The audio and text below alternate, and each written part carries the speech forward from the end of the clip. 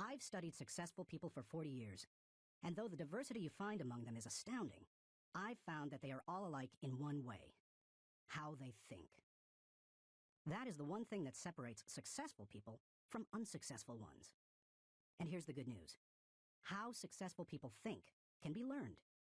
If you change your thinking, you can change your life. Why you should change your thinking.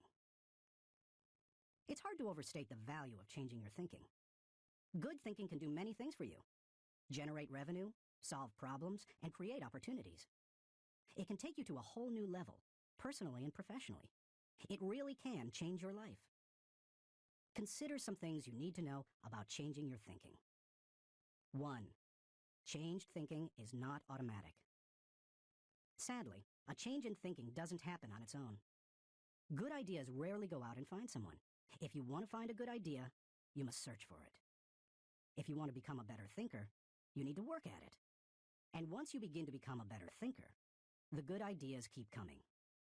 In fact, the amount of good thinking you can do at any time depends primarily on the amount of good thinking you are already doing. 2. Changed thinking is difficult.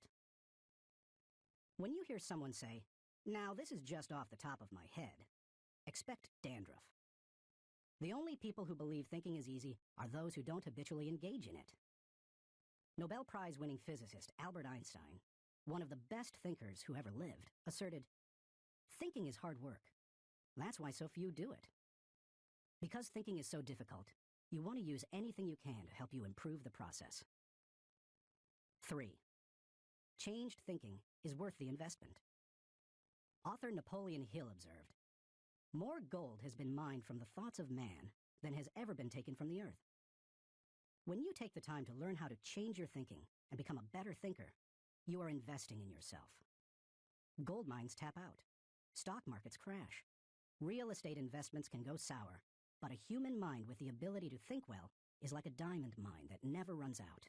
It's priceless. How to become a better thinker.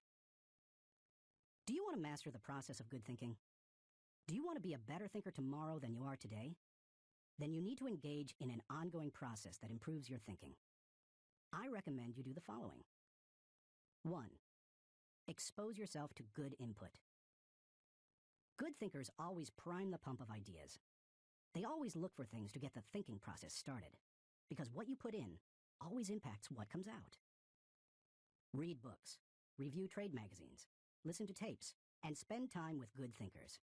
And when something intrigues you, whether it's someone else's idea or the seed of an idea that you've come up with yourself, keep it in front of you. Put it in writing, and keep it somewhere in your favorite thinking place to stimulate your thinking. 2. Expose yourself to good thinkers. Spend time with the right people. As I worked on this section and bounced my ideas off of some key people so that my thoughts would be stretched, I realized something about myself. All of the people in my life whom I consider to be close friends or colleagues are thinkers. Now, I love all people.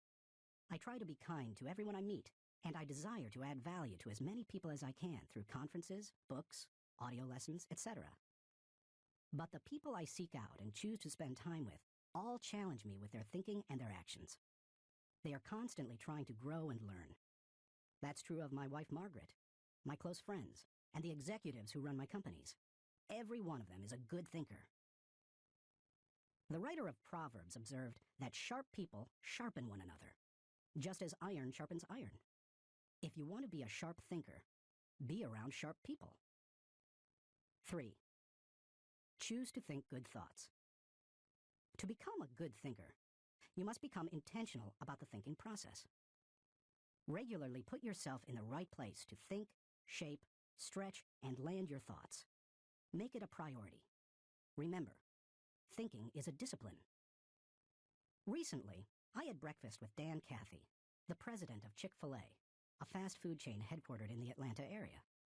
I told him that I was working on this book, and I asked him if he made thinking time a high priority. Not only did he say yes, but he told me about what he calls his thinking schedule. It helps him to fight the hectic pace of life that discourages intentional thinking. Dan says he sets aside time just to think for half a day every 2 weeks, for 1 whole day every month, and and for 2 or 3 full days every year. Dan explains, this helps me keep the main thing, since I am so easily distracted. You may want to do something similar, or you can develop a schedule and method of your own. No matter what you choose to do, go to your thinking place, take paper and pen, and make sure you capture your ideas in writing.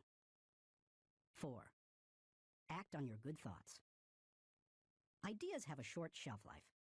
You must act on them before the expiration date. World War I flying ace Eddie Rickenbacker said it all when he remarked, I can give you a 6-word formula for success. Think things through, then follow through. 5. Allow your emotions to create another good thought. To start the thinking process, you cannot rely on your feelings. In Failing Forward, I wrote that you can act your way into feeling long before you can feel your way into action. If you wait until you feel like doing something, you will likely never accomplish it. The same is true for thinking. You cannot wait until you feel like thinking to do it. However, I found that once you engage in the process of good thinking, you can use your emotions to feed the process and create mental momentum. Try it for yourself. After you go through the disciplined process of thinking and enjoy some success, allow yourself to savor the moment and try riding the mental energy of that success. If you're like me, it's likely to spur additional thoughts and productive ideas. 6. Repeat the process. One good thought does not make a good life. The people who have one good thought and try to ride it for an entire career often end up unhappy or destitute. They are the one-hit wonders, the one-book authors, the one-message speakers, the one-time inventors who spend their life struggling to protect or promote their single idea. Success comes to those who have an entire mountain of gold that they continually mine, not those who find one nugget and try to live on it for 50 years. To become someone who can mine a lot of gold, you need to keep repeating the process of good thinking. Putting yourself in the right place to think. Becoming a good thinker isn't overly complicated. It's a discipline. If you do the 6 things I've outlined, you will set yourself up for a lifestyle of better thinking. But what do you do to come up with specific ideas on a day-to-day basis? I want to teach you the process that I've used to discover and develop good thoughts. It's certainly not the only one that works, but it has worked well for me. 1. Find a place to think your thoughts. If you go to your designated place to think, expecting to generate good thoughts, then eventually you will come up with some. Where is the best place to think? Everybody's different. Some people think best in the shower. Others, like my friend Dick Biggs, like to go to a park. For me, the best places to think are in my car, on planes, and in the spa. Ideas come to me in other places as well, such as when I'm in bed. I keep a special lighted writing pad on my nightstand for such times. I believe I often get thoughts because I make it a habit to frequently go to my thinking places. If you want to consistently generate ideas, you need to do the same thing. Find a place where you can think and plan to capture your thoughts on paper so that you don't lose them. When I found a place to think my thoughts found a place in me. 2. Find a place to shape your thoughts. Rarely do ideas come fully formed and completely worked out. Most of the time, they need to be shaped until they have substance. As my friend Dan Ryland says, they have to stand the test of clarity and questioning. During the shaping time, you want to hold an idea up to strong scrutiny. Many times, a thought that seemed outstanding late at night looks pretty silly in the light of day. Ask questions about your ideas. Fine-tune them. One of the best ways to do that is to put your thoughts in writing. Professor, college president, and U.S. Senator S.I. Hayakawa wrote, "Learning to write is learning to think. You don't know anything clearly unless you can state it in writing." As you shape your thoughts, you find out whether an idea has potential. You learn what you have. You also learn some things about yourself. The shaping time thrills me because it embodies humor. The thoughts that don't work often provide comic relief. Humility. The moments when I connect with God awe me. Excitement. I love to play out an idea mentally. I call it futuring it. Creativity. In these moments, I am unhampered by reality. Fulfillment. God made me for this process. It uses my greatest gifts and gives me joy. Honesty. As I turn over an idea in my mind, I discover my true motives. Passion. When you shape a thought, you find out what you believe and what really counts. Change. Most of the changes I have made in my life resulted from thorough thinking on a subject. You can shape your thoughts almost anywhere. Just find a place that works for you, where you will be able to write things down, focus your attention without interruptions, and ask questions about your ideas. 3. Find a place to stretch your thoughts. If you come upon great thoughts and spend time mentally shaping them, don't think you're done and can stop there. If you do, you will miss some of the most valuable aspects of the thinking process. You miss bringing others in and expanding ideas to their greatest potential. Earlier in my life, I have to admit, I was often guilty of this error. I wanted to take an idea from seed thought to solution before sharing it with anyone, even the people it would most impact. I did this both at work and at home. But over the years, I have learned that you can go much farther with a team than you can go alone. I found a kind of formula that can help you stretch your thoughts. It says, the right thought plus the right people in the right environment at the right time for the right reason equals the right result. This combination is hard to beat. Like every person, every thought has the potential to become something great. When you find a place to stretch your thoughts, you find that potential. 4. Find a place to land your thoughts. Author C.D. Jackson observes that great ideas need landing gear as well as wings. Any idea that remains only an idea doesn't make a great impact. The real power of an idea comes when it goes from abstraction to application. Think about Einstein's theory of relativity. When he published his theories in 1905 and 1916, they were merely profound ideas. Their real power came with the development of the nuclear reactor in 1942 and the nuclear bomb in 1945. When scientists developed and implemented Einstein's ideas, the whole world changed. Likewise, if you want your thoughts to make an impact, you need to land them with others so that they can someday be implemented. As you plan for the application phase of the thinking process, land your ideas first with yourself. Landing an idea with yourself will give you integrity. People will buy into an idea only after they buy into the leader who communicates it. Before teaching any lesson, I ask myself 3 questions. Do I believe it? Do I live it? Do I believe others should live it? If I can't answer yes to all 3 questions, then I haven't landed it. Key players. Let's face it, no idea will fly if the influencers don't embrace it. After all, they are the people who carry thoughts from idea to implementation. Those most affected. Landing thoughts with the people on the firing line will give you great insight. Those closest to changes that occur as a result of a new idea can give you a reality read. And that's important, because sometimes even when you've diligently completed the process of creating a thought, shaping it, and stretching it with other good thinkers, you can still miss the mark. 5. Find a place to fly your thoughts. French philosopher Henri-Louis Bergson, who won the Nobel Prize in Literature in 1927, asserted that a person should think like a man of action, act like a man of thought. What good is thinking if it has no application in real life? Thinking divorced from actions cannot be productive. Learning how to master the process of thinking well leads you to productive thinking. If you can develop the discipline of good thinking and turn it into a lifetime habit, then you will be successful and productive all of your life. Once you've created, shaped, stretched, and landed your thoughts, then flying them can be fun and easy. Portrait of a good thinker. You often hear someone say that a colleague or friend is a good thinker, but that phrase means something different to everyone. To one person, it may mean having a high IQ, while to another, it could mean knowing a bunch of trivia, or being able to figure out who done it when reading a mystery novel. I believe that good thinking isn't just one thing. It consists of several specific thinking skills. Becoming a good thinker means developing those skills to the best of your ability. It doesn't matter whether you were born rich or poor. It doesn't matter if you have a 3rd-grade education or possess a PhD. It doesn't matter if you suffer from multiple disabilities or you're the picture of health. No matter what your circumstances, you can learn to be a good thinker. All you must do is be willing to engage in the process every day. In Built to Last, Jim Collins and Jerry Porras describe what it means to be a visionary company. The kind of company that epitomizes the pinnacle of American business. They describe those companies this way. A visionary company is like a great work of art.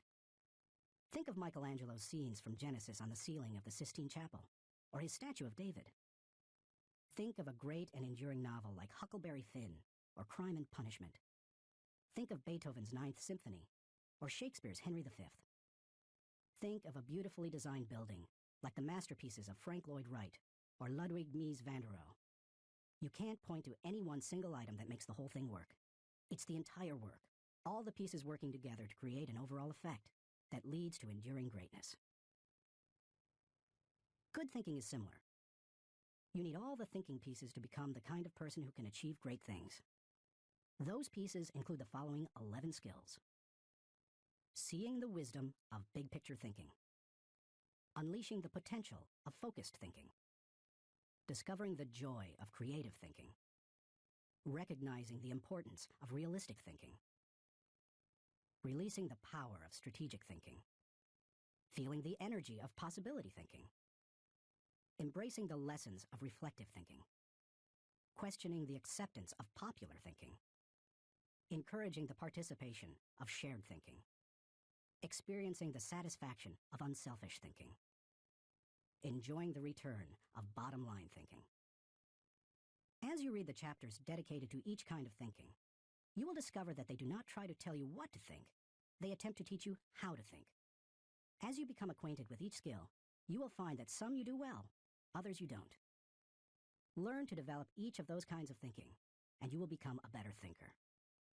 Master all that you can, including the process of shared thinking, which helps you compensate for your weak areas, and your life will change. How successful people think. Chapter 1. Cultivate big picture thinking. Where success is concerned, people are not measured in inches or pounds or college degrees or family background. They are measured by the size of their thinking. David Schwartz. Big picture thinking can benefit any person in any profession. When somebody like Jack Welch tells a GE employee that the ongoing relationship with a customer is more important than the sale of an individual product, he's reminding them of the big picture. When two parents are fed up with potty training, poor grades, or fender benders, and one reminds the other that the current difficult time is only a temporary season, then they benefit from thinking big picture. Real estate developer Donald Trump quipped, "You have to think anyway, so why not think big?" Big picture thinking brings wholeness and maturity to a person's thinking. It brings perspective. It's like making the frame of a picture bigger, in the process expanding not only what you can see, but what you are able to do. Spend time with big picture thinkers, and you will find that they learn continually. Big picture thinkers are never satisfied with what they already know. They are always visiting new places, reading new books, meeting new people, learning new skills. And because of that practice, they often are able to connect the unconnected. They are lifelong learners. To help me maintain a learner's attitude, I spend a few moments every morning thinking about my learning opportunities for the day. As I review my calendar and to-do list, knowing whom I will meet that day, what I will read, which meetings I will attend, I note where I am most likely to learn something. Then I mentally cue myself to look attentively for something that will improve me in that situation. If you desire to keep learning, I want to encourage you to examine your day and look for opportunities to learn. Listen intentionally. An excellent way to broaden your experience is to listen to someone who has expertise in an area where you don't. I search for such opportunities. One year I spoke to about 900 coaches and scouts at the Senior Bowl, where graduating football players participate in their last college game. I had the opportunity, along with my son-in-law Steve Miller, to have dinner with NFL head coaches Dave Wanstead and Butch Davis. It's not often that you get such an opportunity, so I asked them questions about teamwork and spent a lot of time listening to them.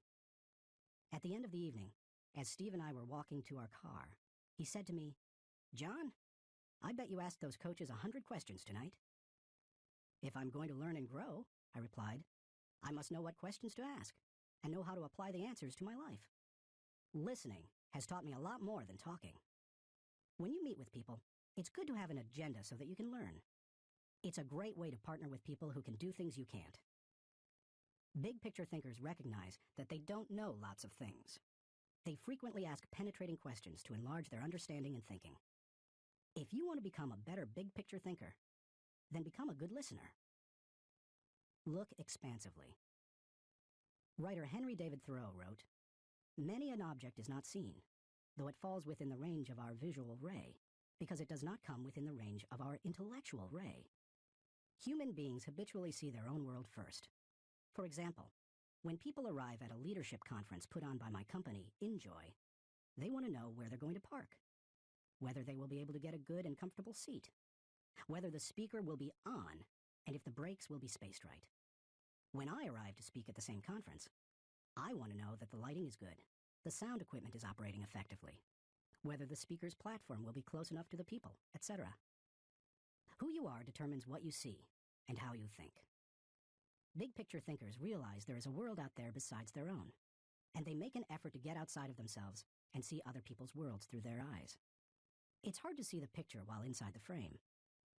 To see how others see, you must first find out how they think. Becoming a good listener certainly helps with that. So does getting over your personal agenda and trying to take the other person's perspective. Live completely.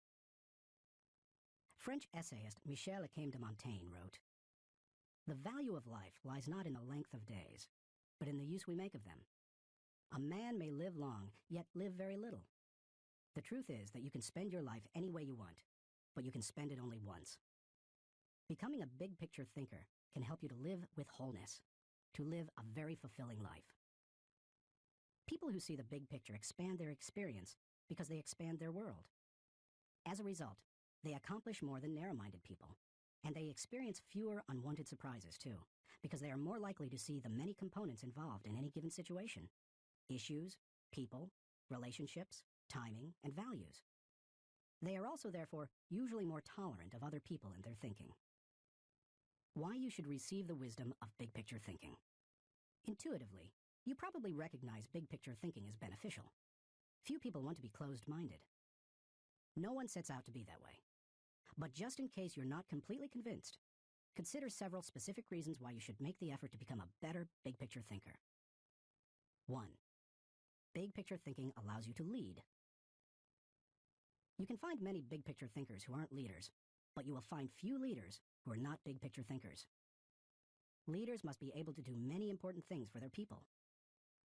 See the vision before their people do. They also see more of it. This allows them to size up situations, taking into account many variables. Leaders who see the big picture discern possibilities as well as problems to form a foundation to build the vision. Once leaders have done that, they can sketch a picture of where the team is going, including any potential challenges or obstacles. The goal of leaders shouldn't be merely to make their people feel good, but to help them be good and accomplish the dream. The vision, shown accurately, will allow leaders to show how the future connects with the past to make the journey more meaningful. When leaders recognize this need for connection and bridge it, then they can seize the moment when the timing is right. In leadership, when to move is as important as what you do. As Winston Churchill said, there comes a special moment in everyone's life, a moment for which that person was born. When he seizes it, it is his finest hour. Whether building roads, planning a trip, or moving in leadership, big picture thinking allows you to enjoy more success. People who are constantly looking at the whole picture have the best chance of succeeding in any endeavor. 2. Big picture thinking keeps you on target. Thomas Fuller, chaplain to Charles II of England, observed, "He that is everywhere is nowhere. To get things done, you need focus. However, to get the right things done, you also need to consider the big picture. Only by putting your daily activities in the context of the big picture will you be able to stay on target."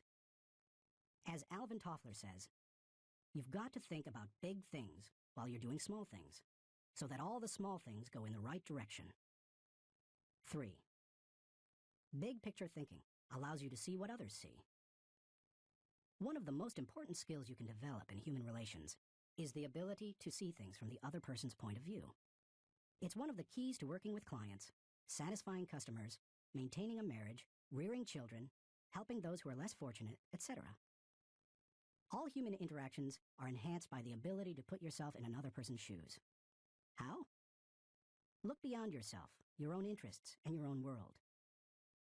When you work to consider an issue from every possible angle, examine it in the light of another's history, discover the interests and concerns of others, and try to set aside your own agenda, you begin to see what others see.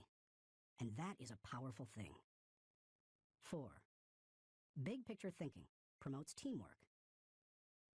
If you participate in any kind of team activity, then you know how important it is that team members see the whole picture, not just their own part. Anytime a person doesn't know how his work fits with that of his teammates, then the whole team is in trouble. The better the grasp team members have of the big picture, the greater their potential to work together as a team. 5. Big picture thinking keeps you from being caught up in the mundane. Let's face it, some aspects of everyday life are absolutely necessary, but thoroughly uninteresting. Big picture thinkers don't let the grind get to them, because they don't lose sight of the all-important overview.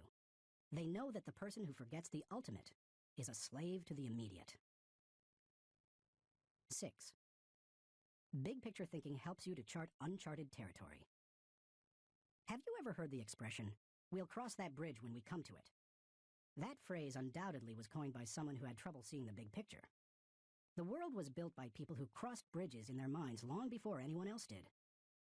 The only way to break new ground or move into uncharted territory is to look beyond the immediate and see the big picture. How to acquire the wisdom of big picture thinking. If you desire to seize new opportunities and open new horizons, then you need to add big picture thinking to your abilities. To become a good thinker, better able to see the big picture, keep in mind the following suggestions. 1. Don't strive for certainty. Big picture thinkers are comfortable with ambiguity. They don't try to force every observation or piece of data into pre-formulated mental cubbyholes. They think broadly and can juggle many seemingly contradictory thoughts in their minds. If you want to cultivate the ability to think big picture, then you must get used to embracing and dealing with complex and diverse ideas. 2. Learn from every experience. Big picture thinkers broaden their outlook by striving to learn from every experience. They don't rest on their successes, they learn from them. More importantly, they learn from their failures. They can do that because they remain teachable. Varied experiences, both positive and negative, help you see the big picture. The greater the variety of experience and success, the more potential to learn you have. If you desire to be a big picture thinker, then get out there and try a lot of things. Take a lot of chances, and take time to learn after every victory or defeat. 3. Gain insight from a variety of people. Big picture thinkers learn from their experiences, but they also learn from experiences they don't have. That is, they learn by receiving insight from others, from customers, employees, colleagues, and leaders. If you desire to broaden your thinking and see more of the big picture, then seek out counselors to help you.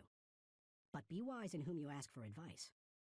Gaining insight from a variety of people doesn't mean stopping anyone and everyone in hallways and grocery store lines and asking what they think about a given subject. Be selective. Talk to people who know and care about you, who know their field, and who bring experience deeper and broader than your own. 4. Give yourself permission to expand your world. If you want to be a big picture thinker, you will have to go against the flow of the world. Society wants to keep people in boxes. Most people are married mentally to the status quo. They want what was, not what can be. They seek safety and simple answers. To think big picture, you need to give yourself permission to go a different way, to break new ground, to find new worlds to conquer. And when your world does get bigger, you need to celebrate. Never forget there is more out there in the world than what you've experienced.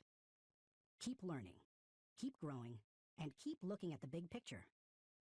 If you desire to be a good thinker, that's what you need to do. Thinking question. Am I thinking beyond myself and my world so that I process ideas with a holistic perspective? Chapter 2. Engage in focused thinking. He did each thing as if he did nothing else. spoken of novelist Charles Dickens. Philosopher Bertrand Russell once asserted, "To be able to concentrate for a considerable time is essential to difficult achievement." Sociologist Robert Lind observed that knowledge is power only if a man knows what facts are not to bother about. Focused thinking removes distractions and mental clutter so that you can concentrate on an issue and think with clarity. Focused thinking can do several things for you. 1. Focused thinking harnesses energy toward a desired goal. Focus can bring energy and power to almost anything, whether physical or mental. If you're learning how to pitch a baseball and you want to develop a good curveball, then focused thinking while practicing will improve your technique. If you need to refine the manufacturing process of your product, focused thinking will help you develop the best method. If you want to solve a difficult mathematics problem, focused thinking helps you break through to the solution. The greater the difficulty of a problem or issue, the more focused thinking time is necessary to solve it. 2. Focused thinking gives ideas time to develop. I love to discover and develop ideas. I often bring my creative team together for brainstorming and creative thinking. When we first get together, we try to be exhaustive in our thinking in order to generate as many ideas as possible. The birthing of a potential breakthrough often results from sharing many good ideas. But to take ideas to the next level, you must shift from being expansive in your thinking to being selective. I have discovered that a good idea can become a great idea when it is given focus time. It's true that focusing on a single idea for a long time can be very frustrating. I've often spent days focusing on a thought and trying to develop it, only to find that I could not improve the idea. But sometimes, my perseverance in focused thinking pays off. That brings me great joy. And when focused thinking is at its best, not only does the idea grow, but so do I. 3. Focused thinking brings clarity to the target. I consider golf one of my favorite hobbies. It's a wonderfully challenging game. I like it because the objectives are so clear. Professor William Mobley of the University of South Carolina made the following observation about golf. One of the most important things about golf is the presence of clear goals. You see the pins, you know the par. It's neither too easy nor unattainable. You know your average score, and there are competitive goals. Competitive with par, with yourself, and others. These goals give you something to shoot at. In work, as in golf, goals motivate.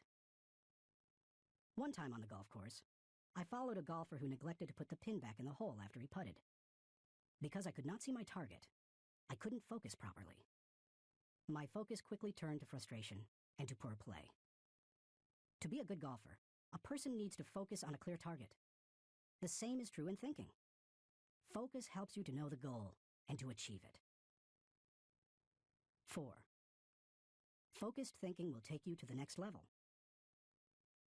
No one achieves greatness by becoming a generalist. You don't hone a skill by diluting your attention to its development. The only way to get to the next level is to focus. No matter whether your goal is to increase your level of play, sharpen your business plan, improve your bottom line, develop your subordinates, or solve personal problems, you need to focus. Author Harry A. Overstreet observed, "The immature mind hops from one thing to another. The mature mind seeks to follow through." Where should you focus your thinking? Does every area of your life deserve dedicated, focused thinking time? Of course, the answer is no. Be selective, not exhaustive, in your focused thinking. For me, that means dedicating in-depth thinking time to 4 areas: leadership, creativity, communication, and intentional networking. Your choices will probably differ from mine. Here are a few suggestions to help you figure them out. Identify your priorities. First, take into account your priorities for yourself, your family, and your team. Author, consultant, and award-winning thinker Edward de Bono quipped, "A conclusion is a place where you get tired of thinking." Unfortunately, many people land on priorities based on where they run out of steam. You certainly don't want to do that. Nor do you want to let others set your agenda. There are many ways to determine priorities. If you know yourself well, begin by focusing on your strengths. the things that make best use of your skills and God-given talents. You might also focus on what brings the highest return and reward. Do what you enjoy most and do best. You could use the 80-20 rule. Give 80% of your effort to the top 20%, most important, activities. Another way is to focus on exceptional opportunities that promise a huge return. It comes down to this. Give your attention to the areas that bear fruit. Discover your gifts. Not all people are self-aware and have a good handle on their own skills, gifts, and talents. They are a little like the comic strip character Charlie Brown. One day after striking out in a baseball game, he says, "Rats, I'll never be a big league player. I just don't have it. All my life I've dreamed of playing in the big leagues, but I'll never make it." To which Lucy replies, "Charlie Brown, you're thinking too far ahead. What you need to do is set more immediate goals for yourself." For a moment, Charlie Brown sees a ray of hope. "Immediate goals?" he says. "Yes," answers Lucy. "Start with the next inning. When you go out to pitch, see if you can walk out to the mound without falling down." I've met many individuals who grew up in a household full of Lucys. They received little encouragement or affirmation, and as a result, seem at a loss for direction. If you have that kind of background, you need to work extra hard to figure out what your gifts are. Take a personality profile such as DISC or Myers-Briggs. Interview positive friends and family members to see where they think you shine. Spend some time reflecting on past successes. If you're going to focus your thinking in your areas of strength, you need to know what they are. Develop your dream. If you want to achieve great things, you need to have a great dream. If you're not sure of your dream, use your focused thinking time to help you discover it. If your thinking has returned to a particular area time after time, you may be able to discover your dream there. Give it more focused time and see what happens. Once you find your dream, move forward without second-guessing. Take the advice of Satchel Paige. Don't look back. Something might be gaining on you. The younger you are, the more likely you will give your attention to many things. That's good, because if you're young, you're still getting to know yourself, your strengths and weaknesses. If you focus your thinking on only one thing and your aspirations change, then you've wasted your best mental energy. As you get older and more experienced, the need to focus becomes more critical. The farther and higher you go, the more focused you can be, and need to be.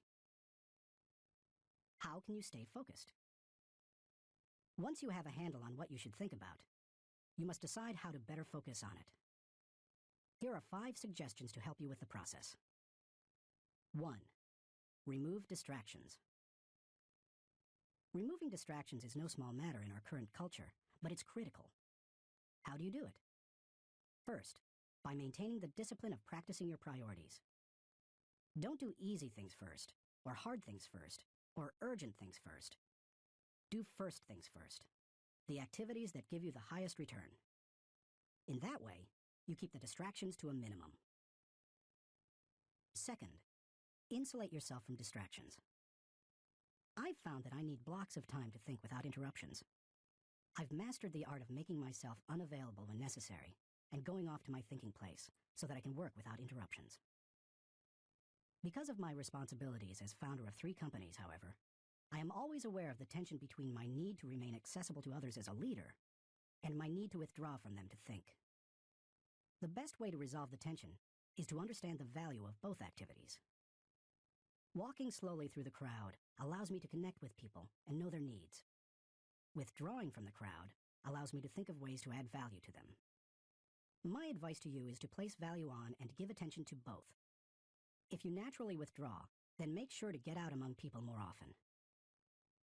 If you're always on the go and rarely withdraw for thinking time, then remove yourself periodically so that you can unleash the potential of focused thinking. And wherever you are, be there. 2. Make time for focused thinking. Once you have a place to think, you need the time to think. Because of the fast pace of our culture, people tend to multitask, but that's not always a good idea. Switching from task to task can cost you up to 40% efficiency. According to researchers, If you're trying to accomplish many things at the same time, you'll get more done by focusing on one task at a time, not by switching constantly from one task to another. Years ago, I realized that my best thinking time occurs in the morning. Whenever possible, I reserve my mornings for thinking and writing.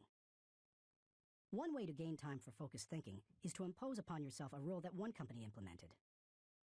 Don't allow yourself to look at email until after 10 a.m. Instead, focus your energies on your number one priority. Put non-productive time wasters on hold so that you can create thinking time for yourself. 3. Keep items of focus before you. Ralph Waldo Emerson, the great transcendental thinker, believed, concentration is the secret of strength in politics, in war, in trade, in short, in all management of human affairs. To help me concentrate on the things that matter, I work to keep important items before me. One way is to ask my assistant, Linda Eggers, to keep bringing it up, asking me about it, giving me additional information in reference to it. I'll also keep a file or page on my desk so that I see it every day as I work. That strategy has successfully helped me for 30 years to stimulate and sharpen ideas. If you've never done it, I recommend that you try it. I'll tell you more about it in the section on reflective thinking. 4. Set goals. I believe goals are important. The mind will not focus until it has clear objectives. But the purpose of goals is to focus your attention and give you direction, not to identify a final destination. As you think about your goals, note that they should be clear enough to be kept in focus, close enough to be achieved, helpful enough to change lives. Those guidelines will get you going. And be sure to write down your goals. If they're not written, I can almost guarantee that they're not focused enough. And if you really want to make sure they're focused, take the advice of David Belasco, who says, if you can't write your idea on the back of my business card, you don't have a clear idea. Even if you look back years from now and think your goals were too small, they will have served their purpose if they provide you with direction. 5. Question your progress. Take a good look at yourself from time to time to see whether you are actually making progress. That is the most accurate measure of whether you are making the best use of focused thinking. Ask yourself, am I seeing a return for my investment of focused thinking time? Is what I am doing getting me closer to my goals? Am I headed in a direction that helps me to fulfill my commitments, maintain my priorities, and realize my dreams? What are you giving up to go up? No one can go to the highest level and remain a generalist. My dad used to say, find the one thing you do well and don't do anything else.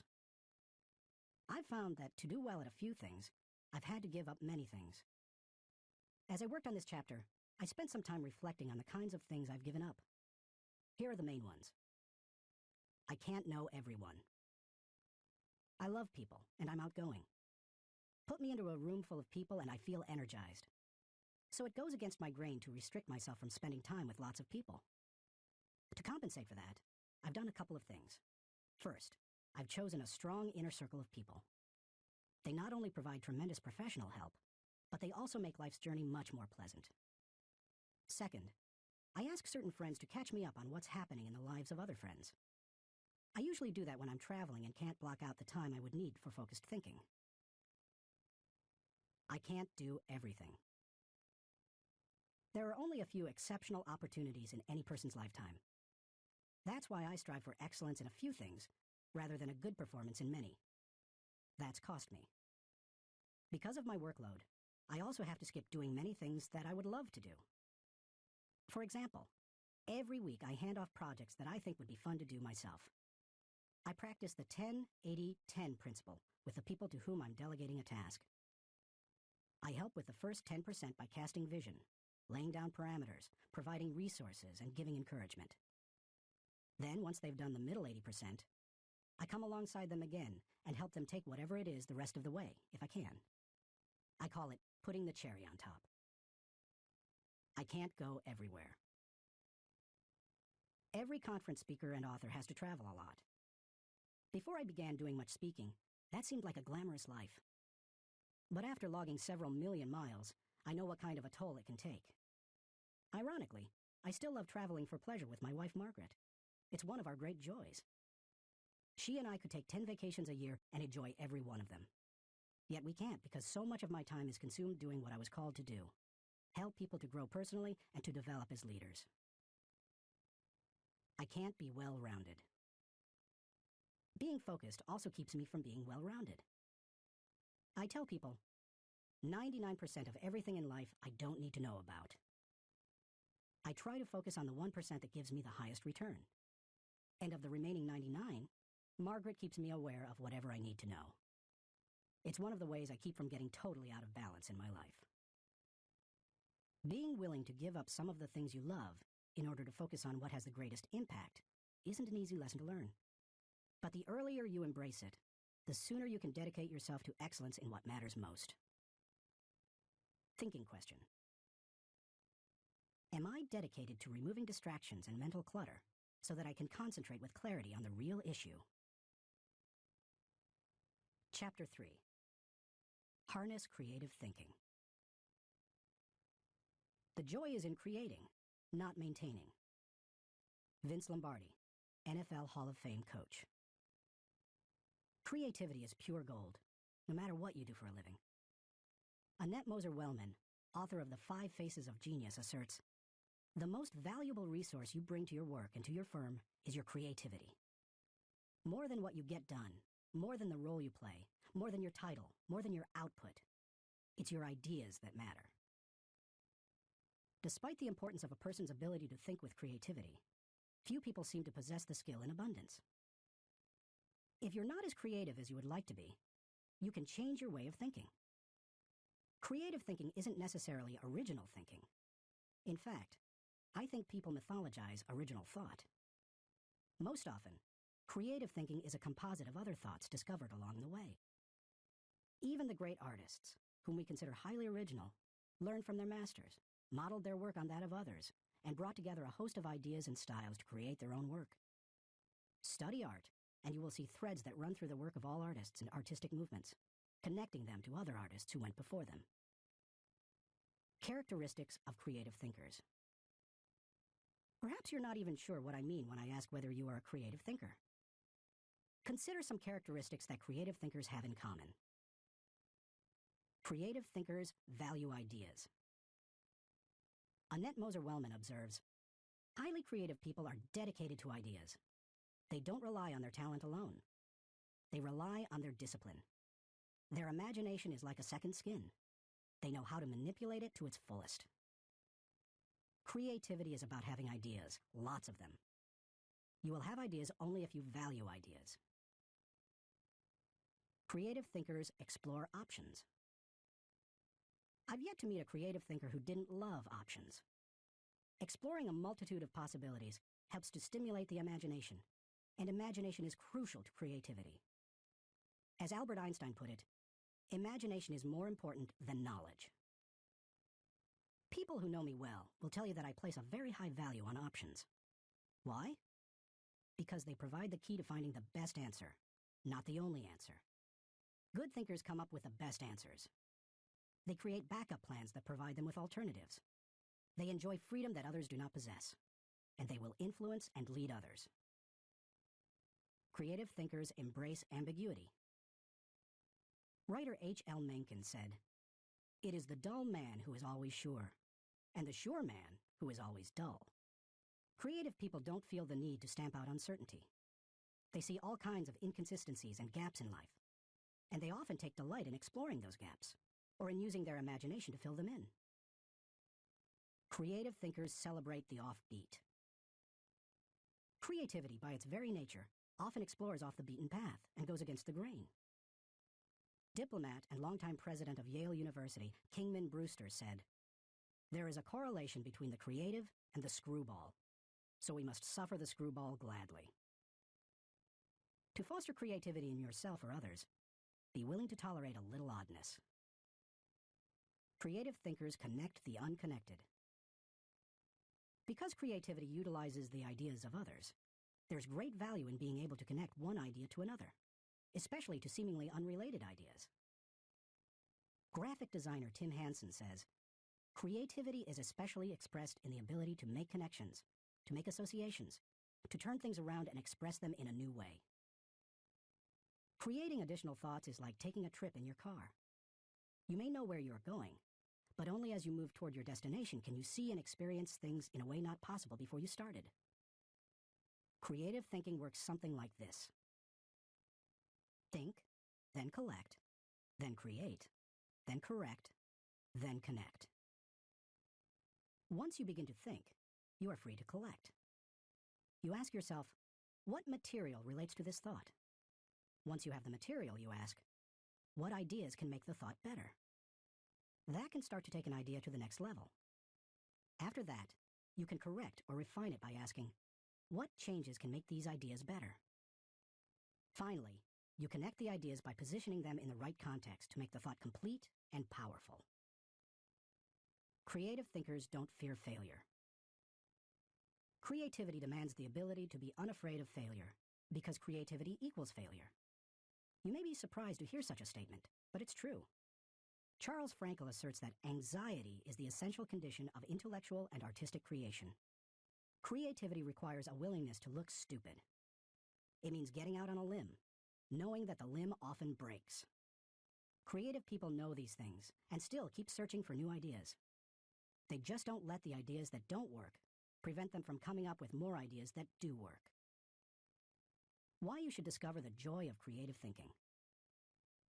Creativity can improve a person's quality of life. Here are 5 specific things creative thinking has the potential to do for you.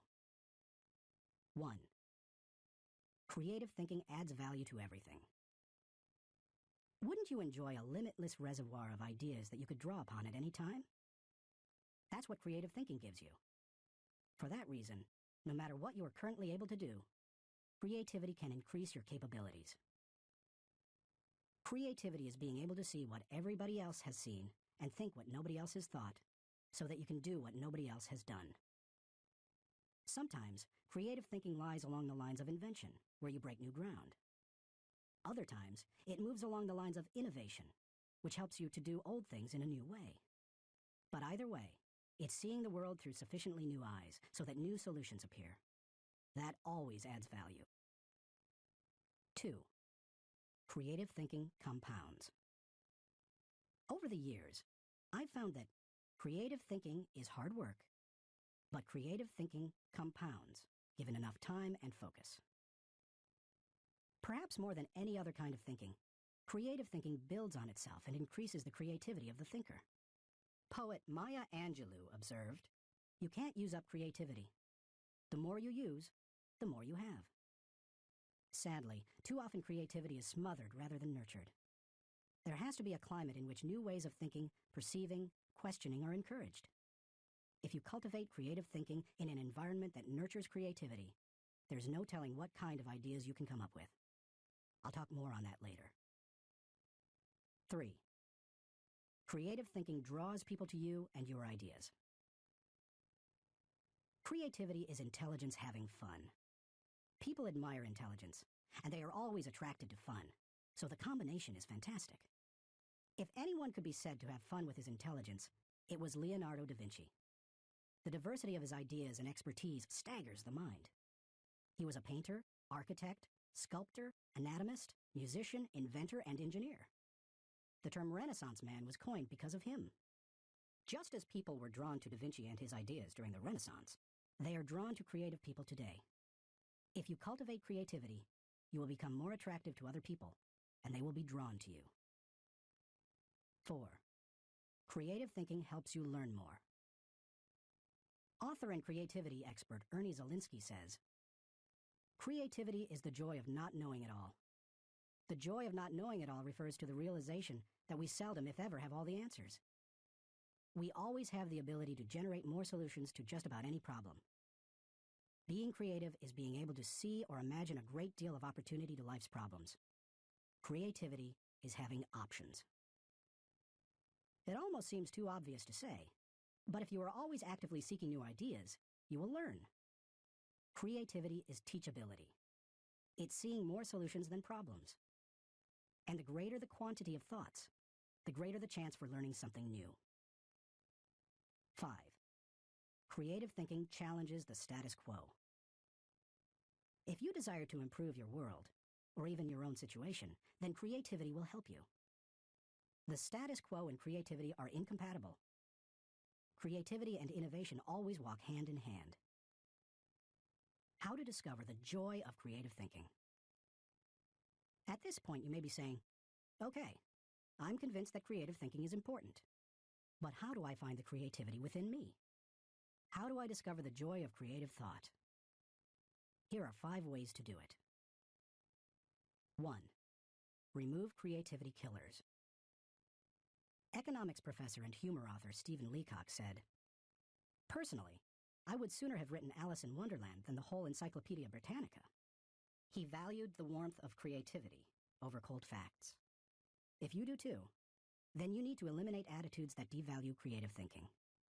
Take a look at the following phrases. They are almost guaranteed to kill creative thinking anytime you hear or think them.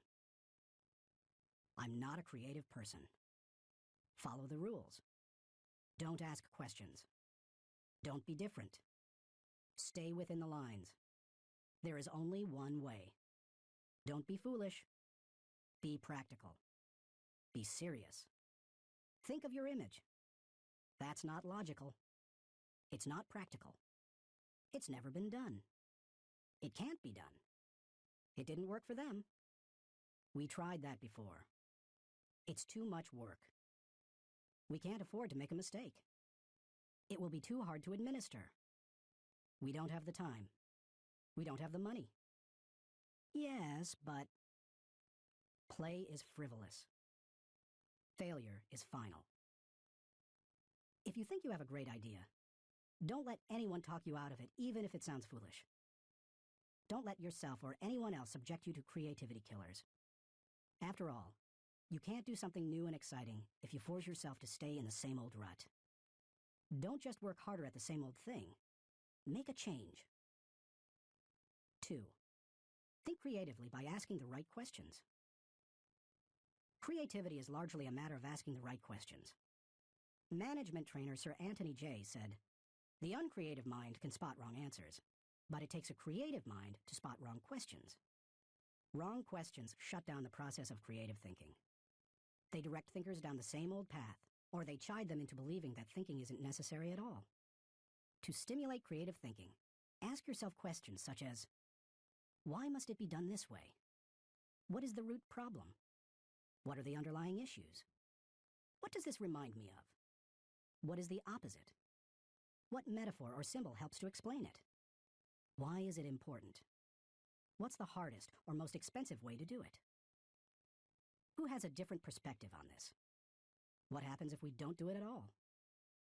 You get the idea. And you can probably come up with better questions yourself. Physicist Tom Hirschfeld observed, "If you don't ask why this often enough, somebody will ask, why you?" If you want to think creatively, you must ask good questions. You must challenge the process. 3. Develop a creative environment. Charlie Brower said, "A new idea is delicate. It can be killed by a sneer or a yawn. It can be stabbed to death by a quip and worried to death by a frown on the right man's brow. Negative environments kill thousands of great ideas every minute." A creative environment, on the other hand, becomes like a greenhouse where ideas get seeded, sprout up, and flourish. A creative environment encourages creativity. David Hills says, "Studies of creativity suggest that the biggest single variable of whether or not employees will be creative is whether they perceive they have permission.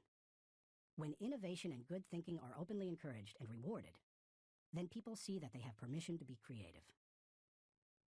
A creative environment places a high value on trust among team members and individuality. Creativity always risks failure. That's why trust is so important to creative people. In the creative process, trust comes from people working together, from knowing that people on the team have experience launching successful, creative ideas, and from the assurance that creative ideas won't go to waste because they will be implemented. A creative environment embraces those who are creative. Creative people celebrate the offbeat. How should creative people be treated? I take the advice of Tom Peters. Weed out the dullards, nurture the nuts. I do that by spending time with them, which I enjoy anyway. I especially like to pull people into brainstorming sessions. People look forward to an invitation to such meetings because the time will be filled with energy, ideas, and laughter. And the odds are high that a new project, seminar, or business strategy will result. When that happens, they also know a party's coming. A creative environment focuses on innovation, not just invention. Sam Weston, creator of the popular action figure G.I. Joe, said, "Truly groundbreaking ideas are rare, but you don't necessarily need one to make a career out of creativity." My definition of creativity is the logical combination of two or more existing elements that result in a new concept. The best way to make a living with your imagination is to develop innovative applications, not imagine completely new concepts. Creative people say, "Give me a good idea, and I'll give you a better idea." A creative environment is willing to let people go outside the lines. Most people automatically stay within lines, even if those lines have been arbitrarily drawn or are terribly out of date. Remember, most limitations we face are not imposed on us by others. We place them on ourselves. Lack of creativity often falls into that category. If you want to be more creative, challenge boundaries. Inventor Charles Kettering said, "All human development, no matter what form it takes, must be outside the rules. Otherwise, we would never have anything new." A creative environment takes that into account. A creative environment appreciates the power of a dream. A creative environment promotes the freedom of a dream. A creative environment encourages the use of a blank sheet of paper and the question, if we could draw a picture of what we want to accomplish, what would that look like? A creative environment allowed Martin Luther King Jr. to speak with passion and declare to millions, "I have a dream, not I have a goal." Goals may give focus, but dreams give power. Dreams expand the world. That is why James Allen suggested that dreamers are the saviors of the world. The more creativity-friendly you can make your environment, the more potential it has to become creative. 4.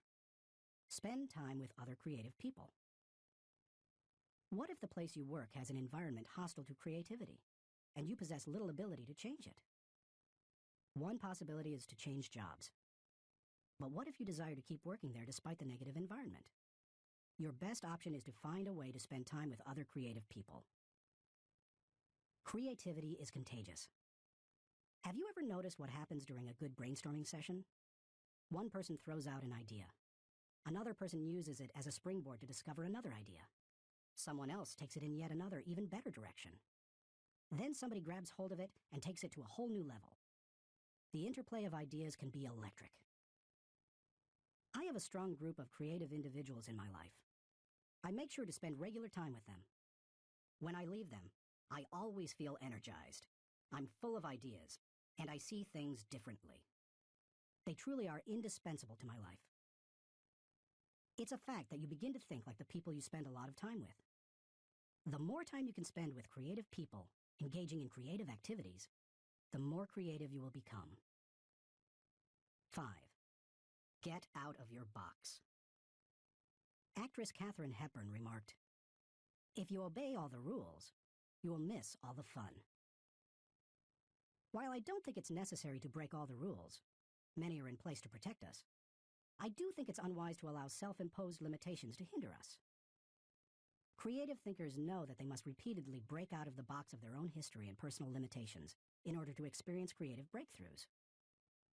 The most effective way to help yourself get out of the box is to expose yourself to new paradigms. One way you can do that is by traveling to new places. Explore other cultures, countries, and traditions. Find out how people very different from you live and think. Another is to read on new subjects.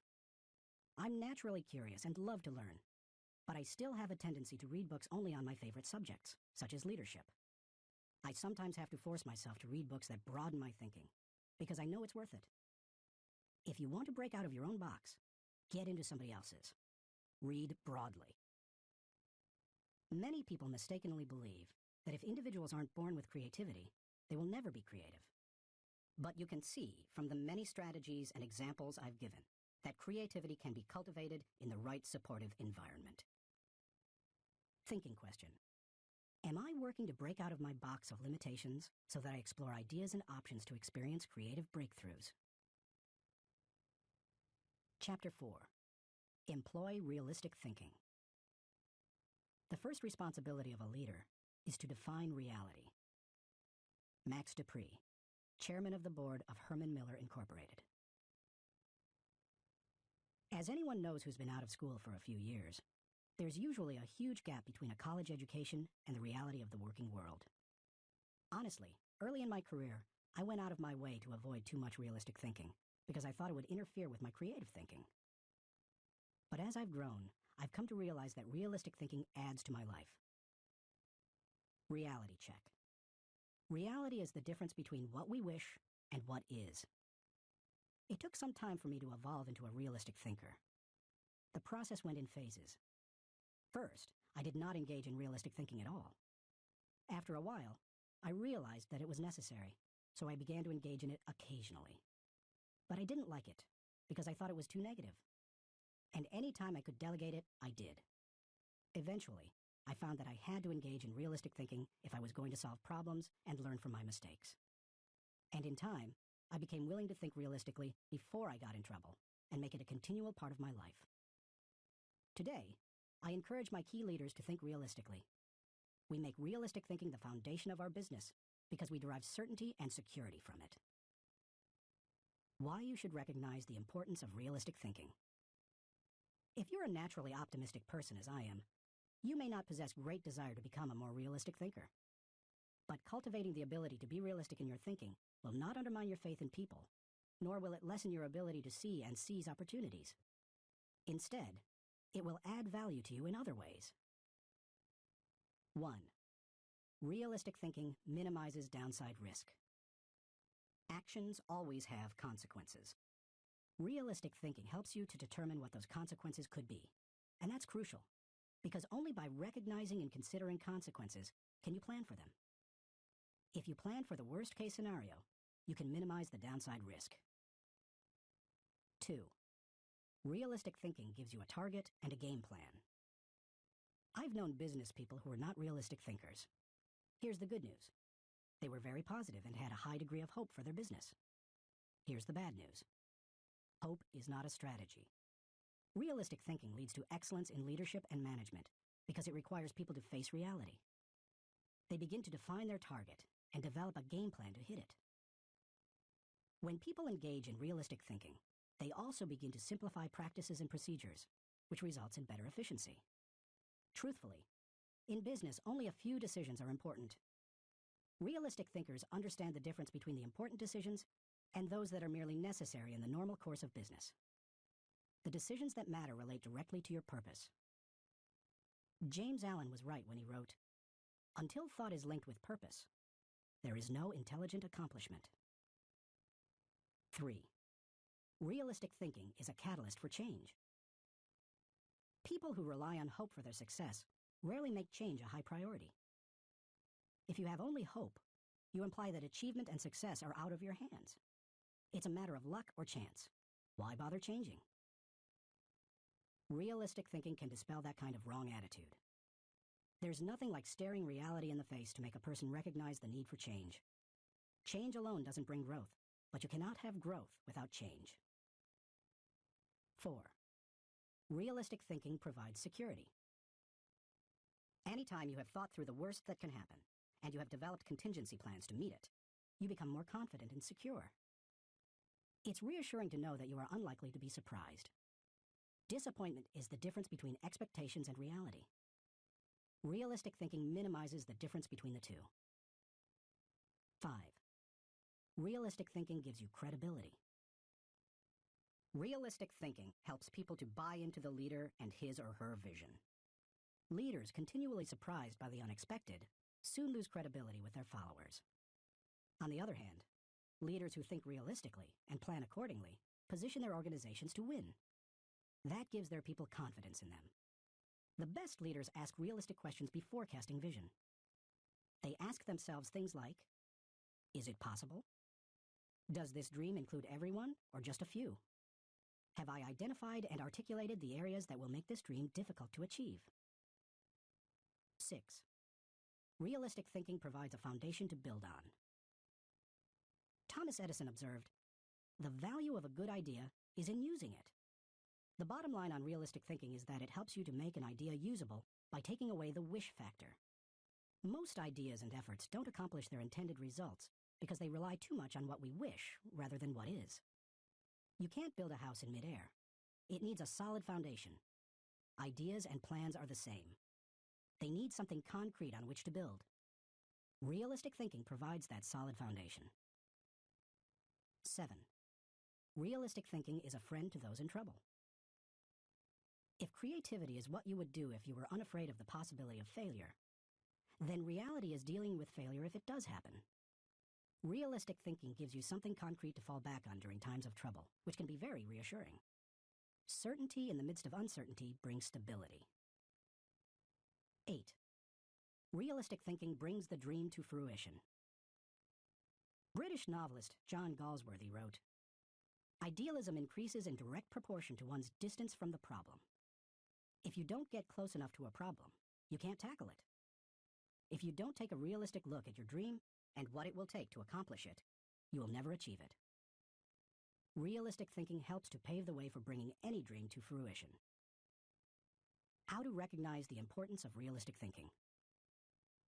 Because I'm naturally optimistic rather than realistic, I've had to take concrete steps to improve my thinking in this area. Here are 5 things I do to improve my realistic thinking. 1. Develop an appreciation for truth. I could not develop as a realistic thinker until I gained an appreciation for realistic thinking. And that means learning to look at and enjoy truth. President Harry S. Truman said, "I never give them hell. I just tell the truth, and they think it is hell." That's the way many people react to truth. People tend to exaggerate their success and minimize their failures or deficiencies. They live according to Ruckert's law, believing there is nothing so small that it can't be blown out of proportion.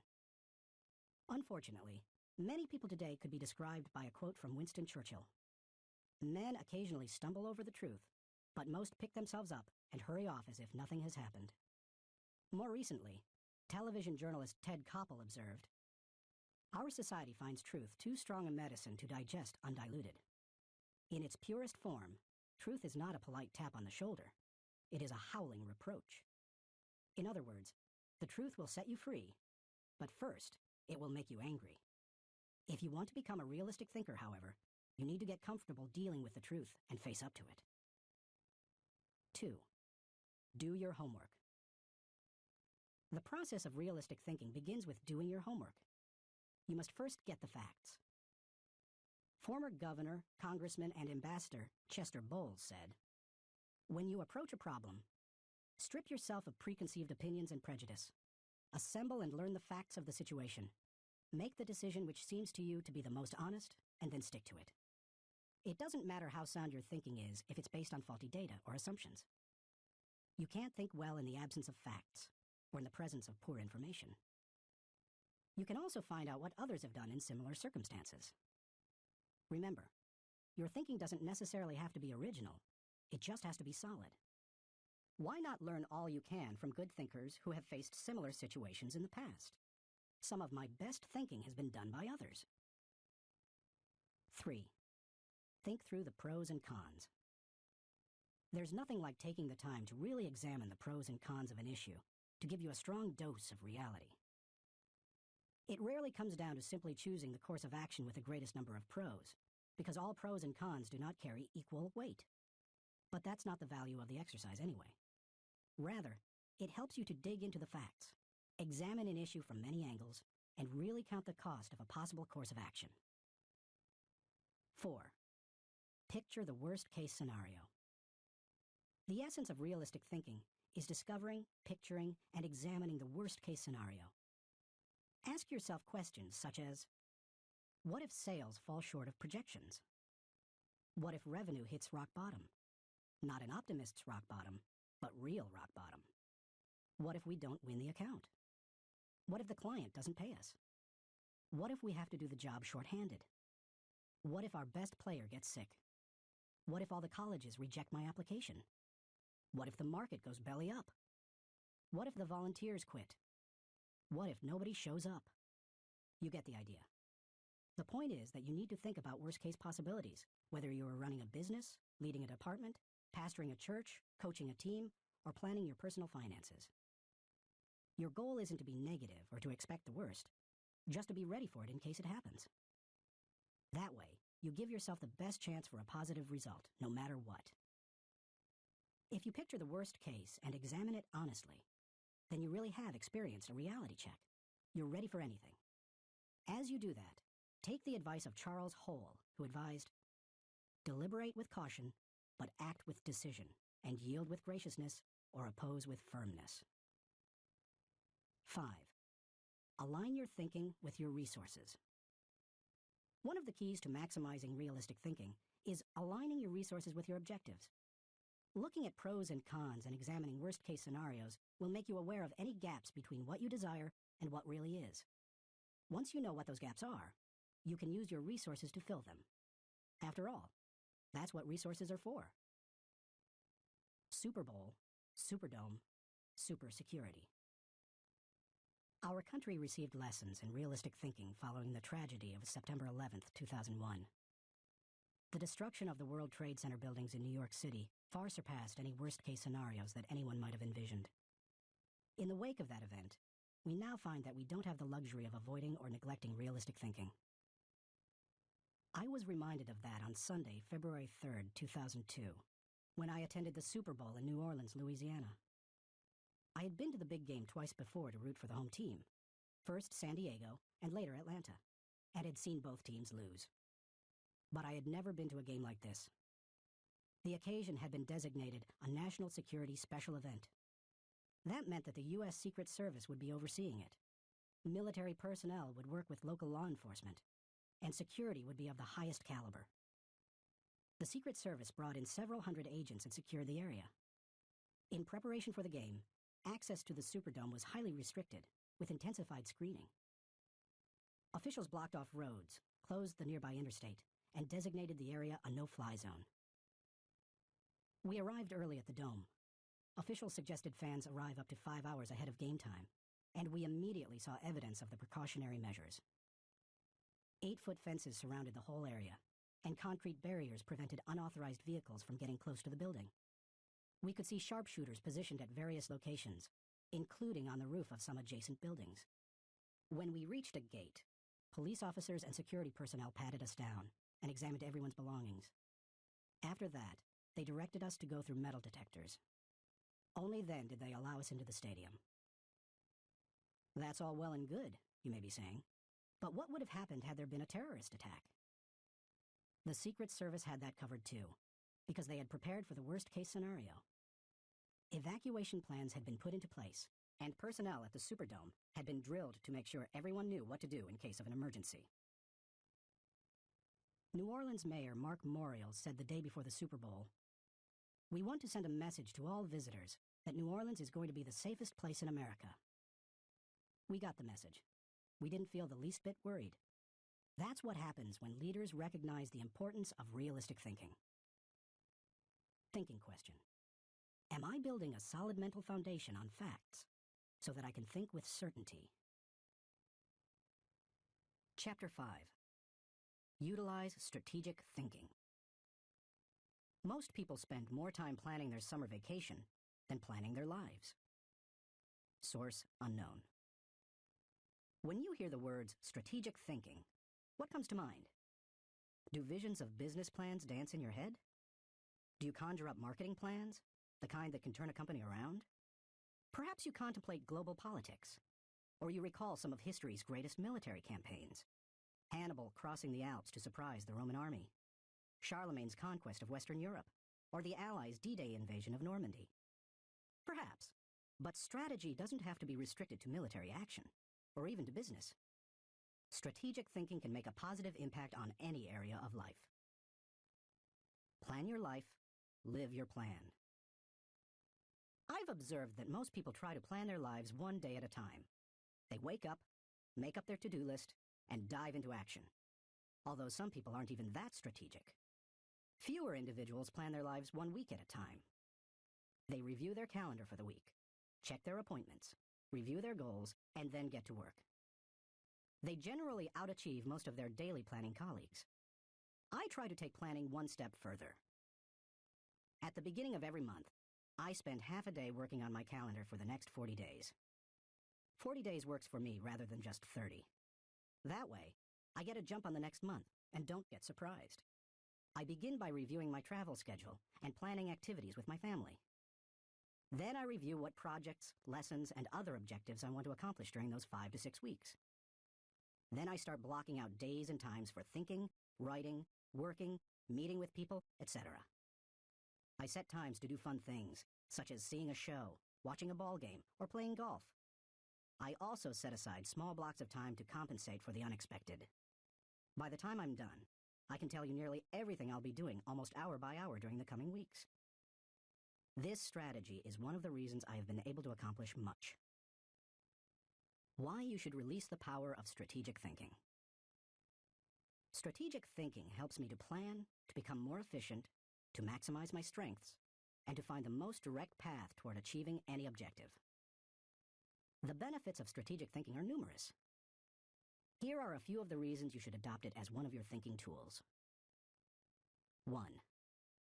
Strategic thinking simplifies the difficult. Strategic thinking is really nothing more than planning on steroids.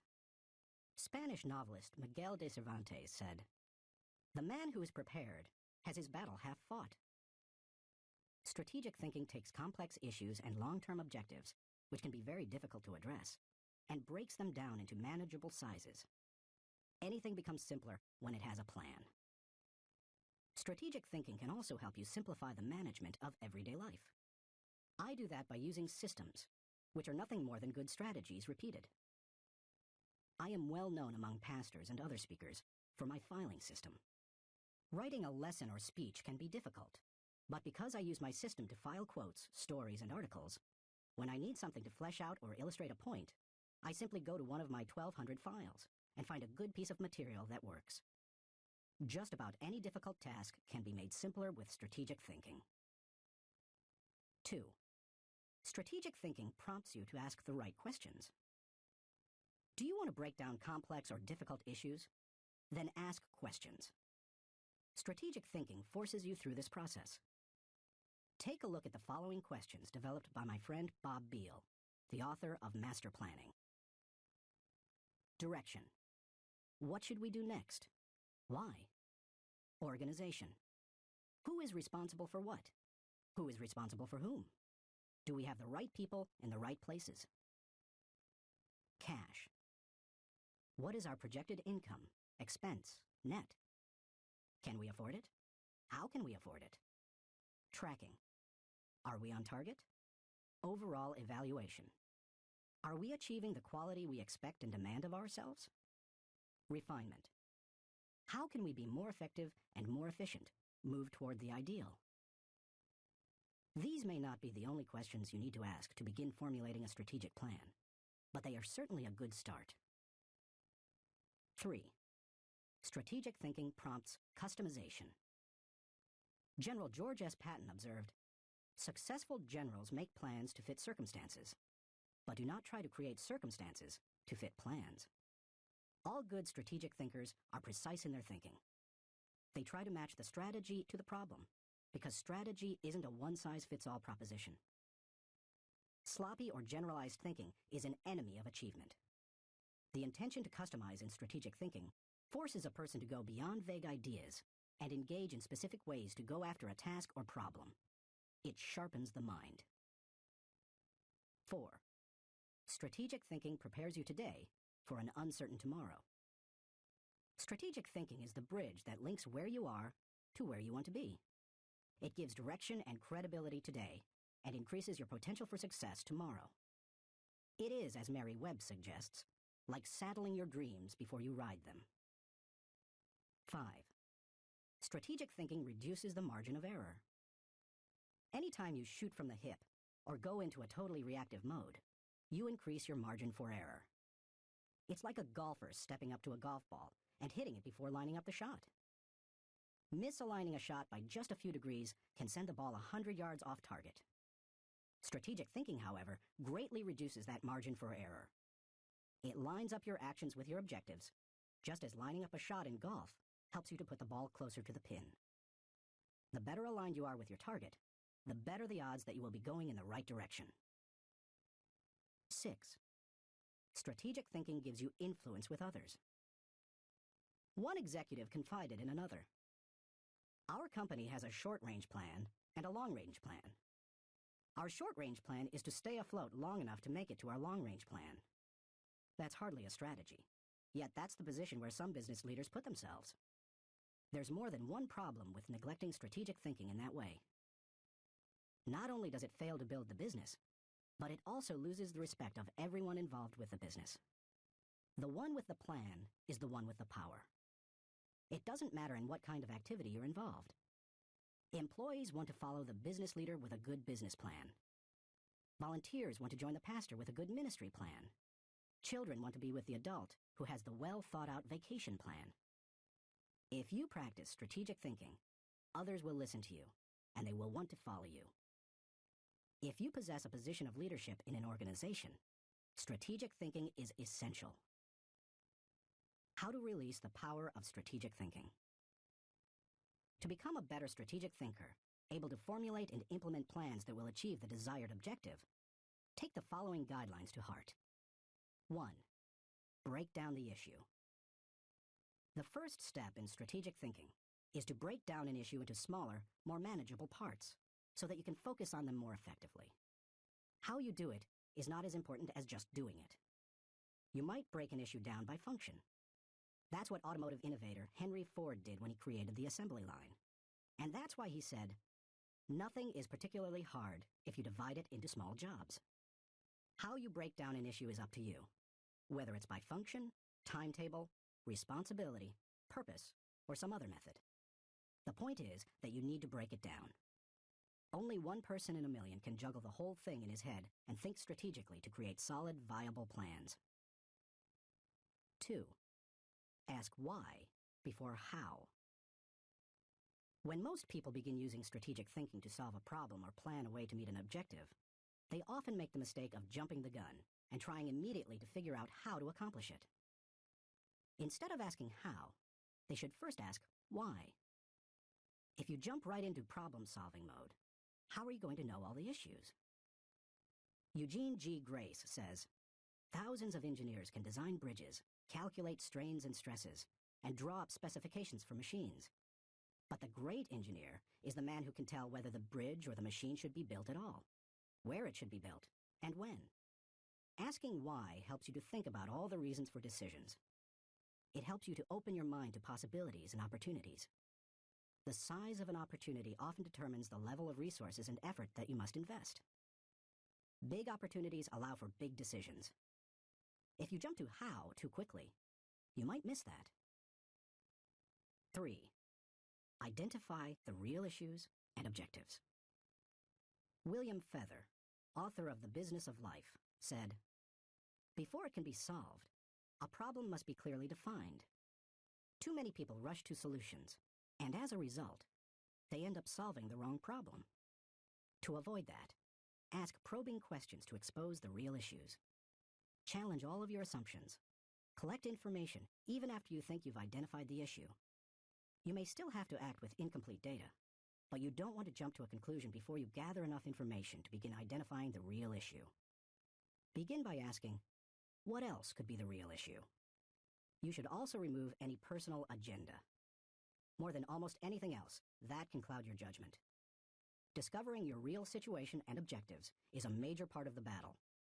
Once the real issues are identified, the solutions are often simple. 4. Review your resources. I already mentioned how important it is to be aware of your resources, but it bears repeating. A strategy that doesn't take into account resources is doomed to failure. Take an inventory. How much time do you have? How much money? What kinds of materials, supplies, or inventory do you have? What are your other assets? What liabilities or obligations will come into play? Which people on the team can make an impact? You know your own organization and profession. Figure out what resources you have at your disposal. 5. Develop your plan. How you approach the planning process depends greatly on your profession and the size of the challenge that you're planning to tackle, so it's difficult to recommend many specifics. However, no matter how you go about planning, take this advice. Start with the obvious. When you tackle an issue or plan that way, it brings unity and consensus to the team, because everyone sees those things. Obvious elements build mental momentum and initiate creativity and intensity. The best way to create a road to the complex is to build on the fundamentals. 6. Put the right people in the right place. It's critical that you include your team as part of your strategic thinking. Before you can implement your plan, you must make sure that you have the right people in place. Even the best strategic thinking won't help if you don't take into account the people part of the equation. Look what happens if you miscalculate. Wrong person. Problems instead of potential. Wrong place. Frustration instead of fulfillment. Wrong plan. Grief instead of growth. Everything comes together, however, when you put together all three elements: the right person, the right place, and the right plan. 7. Keep repeating the process. My friend Olin Hendricks remarked, "Strategic thinking is like showering. You have to keep doing it. If you expect to solve any major problem once, you're in for disappointment." Little things such as filing or shopping systematically can be won easily through systems and personal discipline. But major issues need major strategic thinking time. What Thane Yost said is really true. The will to win is worthless if you do not have the will to prepare. If you want to be an effective strategic thinker, then you need to become a continuous strategic thinker. As I was working on this chapter, I came across an article in my local paper on the celebration of the Jewish Passover and how millions of American Jews read the order of service for their Seder, or Passover meal, from a small booklet produced by Maxwell House Coffee. For more than 70 years, the coffee company has produced the booklet, called a Haggadah, and during those years, it has distributed more than 40 million copies of it. "I remember using them all my life," said Regina Witt, who is in her 50s. So does her mother, who is almost 90. It's our tradition. I think it would be very strange not to use them. So how did Maxwell House come to supply the booklets? It was the result of strategic thinking. 80 years ago, marketing man Joseph Jacobs advised that the company could sell coffee during Passover if the product were certified kosher by a rabbi. Since 1923, Maxwell House Coffee has been certified kosher for Passover. And then Jacobs suggested that if they gave away the Haggadah booklets, they could increase sales. They've been creating the booklets and selling coffee during Passover ever since. That's what can happen when you unleash the power of strategic thinking. Thinking question. Am I implementing strategic plans that give me direction for today and increase my potential for tomorrow? Chapter 6. Explore possibility thinking. Nothing is so embarrassing as watching someone do something that you said could not be done. Sam Ewing. People who embrace possibility thinking are capable of accomplishing tasks that seem impossible because they believe in solutions. Here are several reasons why you should become a possibility thinker. 1. Possibility thinking increases your possibilities. When you believe you can do something difficult, and you succeed, many doors open for you. When George Lucas succeeded in making Star Wars, despite those who said the special effects he wanted hadn't ever been done, and couldn't be done, many other possibilities opened up to him. Industrial Light and Magic, the company he created to produce those impossible special effects, became a source of revenue to help underwrite his other projects. He was able to produce merchandising tie-ins to his movies, thus bringing in another revenue stream to fund his movie making. But his confidence in doing the difficult has also made a huge impact on other movie makers and a whole new generation of moviegoers. Popular culture writer Chris Salewich asserts, at first, directly through his own work, and then via the unparalleled influence of ILM, Industrial Light and Magic, George Lucas has dictated for 2 decades the essential broad notion of what is cinema. If you open yourself up to possibility thinking, you open yourself up to many other possibilities. 2. Possibility thinking draws opportunities and people to you. The case of George Lucas helps you to see how being a possibility thinker can create new opportunities and attract people. People who think big attract big people to them. If you want to achieve big things, you need to become a possibility thinker. 3. Possibility thinking increases others' possibilities. Big thinkers who make things happen also create possibilities for others. That happens in part because it's contagious. You can't help but become more confident and think bigger when you're around possibility thinkers. 4. Possibility thinking allows you to dream big dreams. No matter what your profession, possibility thinking can help you to broaden your horizons and dream bigger dreams. Professor David J. Schwartz believes big thinkers are specialists in creating positive, forward-looking, optimistic pictures in their own minds and in the minds of others. If you embrace possibility thinking, your dreams will go from molehill to mountain size. And because you believe in possibilities, you put yourself in position to achieve them. 5. Possibility thinking makes it possible to rise above average. During the 1970s, when oil prices went through the roof, automobile makers were ordered to make their cars more fuel efficient. One manufacturer asked a group of senior engineers to drastically reduce the weight of cars they were designing.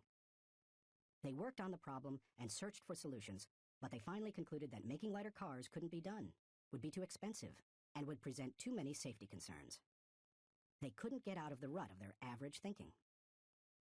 What was the automaker's solution? They gave the problem to a group of less experienced engineers. The new group found ways to reduce the weight of the company's automobiles by hundreds of pounds. Because they thought that solving the problem was possible, it was. Every time you remove the label of impossible from a task, you raise your potential from average to off the charts. 6. Possibility thinking gives you energy. A direct correlation exists between possibility thinking and the level of a person's energy. Who gets energized by the prospect of losing? If you know something can't succeed, how much time and energy are you willing to give it? Nobody goes looking for a lost cause. You invest yourself in what you believe can succeed. When you embrace possibility thinking, you believe in what you're doing, and that gives you energy. 7. Possibility thinking keeps you from giving up. Above all, possibility thinkers believe they can succeed. Dennis Waitley, author of The Psychology of Winning, says, "The winners in life think constantly in terms of I can, I will, and I am. Losers, on the other hand, concentrate their waking thoughts on what they should have done, or what they don't do. If you believe you can't do something, then it doesn't matter how hard you try, because you've already lost. If you believe you can do something, you have already won much of the battle." One of the people who showed himself to be a great possibility thinker in 2001 was New York Mayor Rudy Giuliani. In the hours following the World Trade Center tragedy, Giuliani not only led the city through the chaos of the disaster, but he instilled confidence in everyone he touched. Afterward, he gave some insight and perspective on his experience. "I was so proud of the people I saw on the street. No chaos, but they were frightened and confused. And it seemed to me that they needed to hear from my heart where I thought we were going. I was trying to think, where can I go for some comparison to this? Some lessons about how to handle it. So I started thinking about Churchill. Started thinking that we're going to have to rebuild the spirit of the city. And what better example than Churchill and the people of London during the Blitz in 1940, who had to keep up their spirit during this sustained bombing. It was a comforting thought." 16 hours after the plane struck the buildings in New York City, when Giuliani finally returned at 2:30 a.m. to his apartment for a rest, instead of sleeping, he read the World War II chapters of Churchill, a biography, by Roy Jenkins. He learned how Winston Churchill helped his people to see the possibilities and kept his people going. Inspired, Giuliani did the same for his own people 6 decades later. How to feel the energy of possibility thinking. If you are a naturally positive person who already embraces possibility thinking, then you're already tracking with me. However, some people, rather than being optimistic, are naturally negative or cynical. They believe that possibility thinkers are naive or foolish. If your thinking runs toward pessimism, let me ask you a question. How many highly successful people do you know who are continually negative? How many impossibility thinkers are you acquainted with who achieve big things? None. People with an "it can't be done" mindset have two choices. They can expect the worst and continually experience it, or they can change their thinking. That's what George Lucas did. Believe it or not, even though he is a possibility thinker, he is not a naturally positive person. He says, "I'm very cynical, and as a result, I think the defense I have against it is to be optimistic."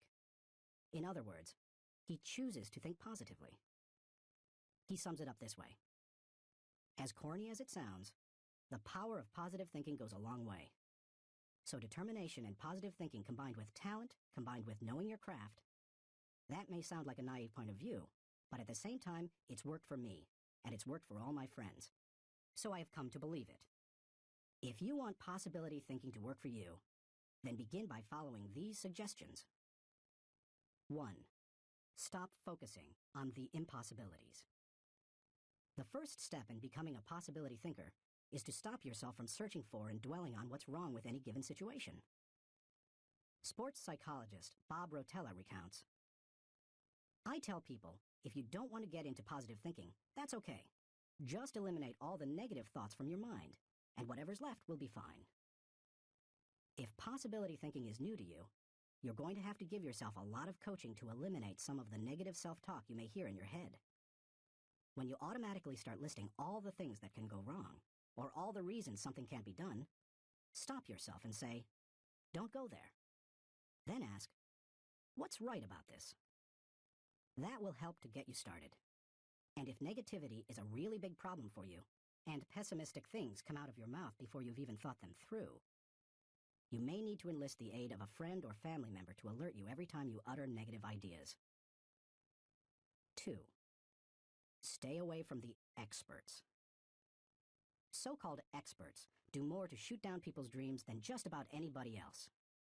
Possibility thinkers are very reluctant to dismiss anything as impossible. Rocket pioneer Wernher von Braun said, "I have learned to use the word impossible with the greatest of caution." And Napoleon Bonaparte declared, "The word impossible is not in my dictionary." If you feel you must take the advice of an expert, however, then heed the words of John Andrew Holmes, who asserted, "Never tell a young person that something cannot be done. God may have been waiting centuries for somebody ignorant enough of the impossible to do that thing." If you want to achieve something, give yourself permission to believe it is possible, no matter what experts might say. 3. Look for possibilities in every situation. Becoming a possibility thinker is more than just refusing to let yourself be negative. It's something more. It's looking for positive possibilities despite the circumstances. I recently heard Don Soderquist, former president of Walmart, tell a wonderful story that illustrates how a person can find positive possibilities in any situation. Soderquist had gone with Sam Walton to Huntsville, Alabama, to open several new stores. While there, Walton suggested they visit the competition. Here's what Soderquist said happened. "We went into one store, and I have to tell you that it was the worst store I have ever seen in my life. It was terrible. There were no customers. There was no help on the floor. The aisles were cluttered with merchandise, empty shelves, dirty. It was absolutely terrible." He, Walton, walked one way, and I'd walked the other way, and we'd kind of meet out on the sidewalk. He said, "What'd you think, Don?" I said, "Sam, that is the absolutely worst store I've ever seen in my life. I mean, did you see the aisles?" He said, "Don, did you see the pantyhose rack?" I said, "No, I didn't, Sam. I must have gone on a different aisle than you. I didn't see that." He said, "That was the best pantyhose rack I've ever seen, Don." And he said, "I pulled the fixture out, and on the back was the name of the manufacturer. When we get back, I want you to call that manufacturer and have him come in and visit with our fixture people. I want to put that rack in our stores. It's absolutely the best I've ever seen." And he said next, "Did you see the ethnic cosmetics?" I said, "Sam, that must have been right next to the pantyhose rack, because I absolutely missed that." He said, "Don, do you realize that in our stores we have 4 feet of ethnic cosmetics? These people had 12 feet of it. We are absolutely missing the boat. I wrote down the distributor of some of those products. When we get back, I want you to get a hold of our cosmetic buyer and get these people in. We absolutely need to expand our ethnic cosmetics." Now, Sam Walton didn't hit me on the head and say, "Don, now what lesson did you learn from this?" He had already hit me on the head by looking for the good, looking how to improve, striving for excellence. It's so easy to go and look at what other people do badly. But one of the leadership characteristics of vision that he showed me, and I'll never forget it, is look for the good in what other people are doing and apply it. It doesn't take a genius IQ or 20 years of experience to find the possibility in every situation. All it takes is the right attitude, and anybody can cultivate that. 4. Dream one size bigger. One of the best ways to cultivate a possibility mindset is to prompt yourself to dream one size bigger than you normally do. Let's face it, most people dream too small. They don't think big enough. Henry Curtis advises, make your plans as fantastic as you like, because 25 years from now, they will seem mediocre. Make your plans 10 times as great as you first planned, and 25 years from now, you will wonder why you did not make them 50 times as great. If you push yourself to dream more expansively, to imagine your organization one size bigger, to make your goals at least a step beyond what makes you comfortable, you will be forced to grow. And it will set you up to believe in greater possibilities. 5. Question the status quo. Most people want their lives to keep improving, yet they value peace and stability at the same time. People often forget that you can't improve and still stay the same. Growth means change. Change requires challenging the status quo. If you want greater possibilities, you can't settle for what you have now. When you become a possibility thinker, you will face many people who will want you to give up your dreams and embrace the status quo. Achievers refuse to accept the status quo. As you begin to explore greater possibilities for yourself, your organization, or your family, and others challenge you for it, take comfort in knowing that right now, as you read this, other possibility thinkers across the country and around the world are thinking about curing cancer, developing new energy sources, feeding hungry people, and improving quality of life. They are challenging the status quo against the odds, and you should too. 6. Find inspiration from great achievers. You can learn a lot about possibility thinking by studying great achievers. I mentioned George Lucas in this chapter.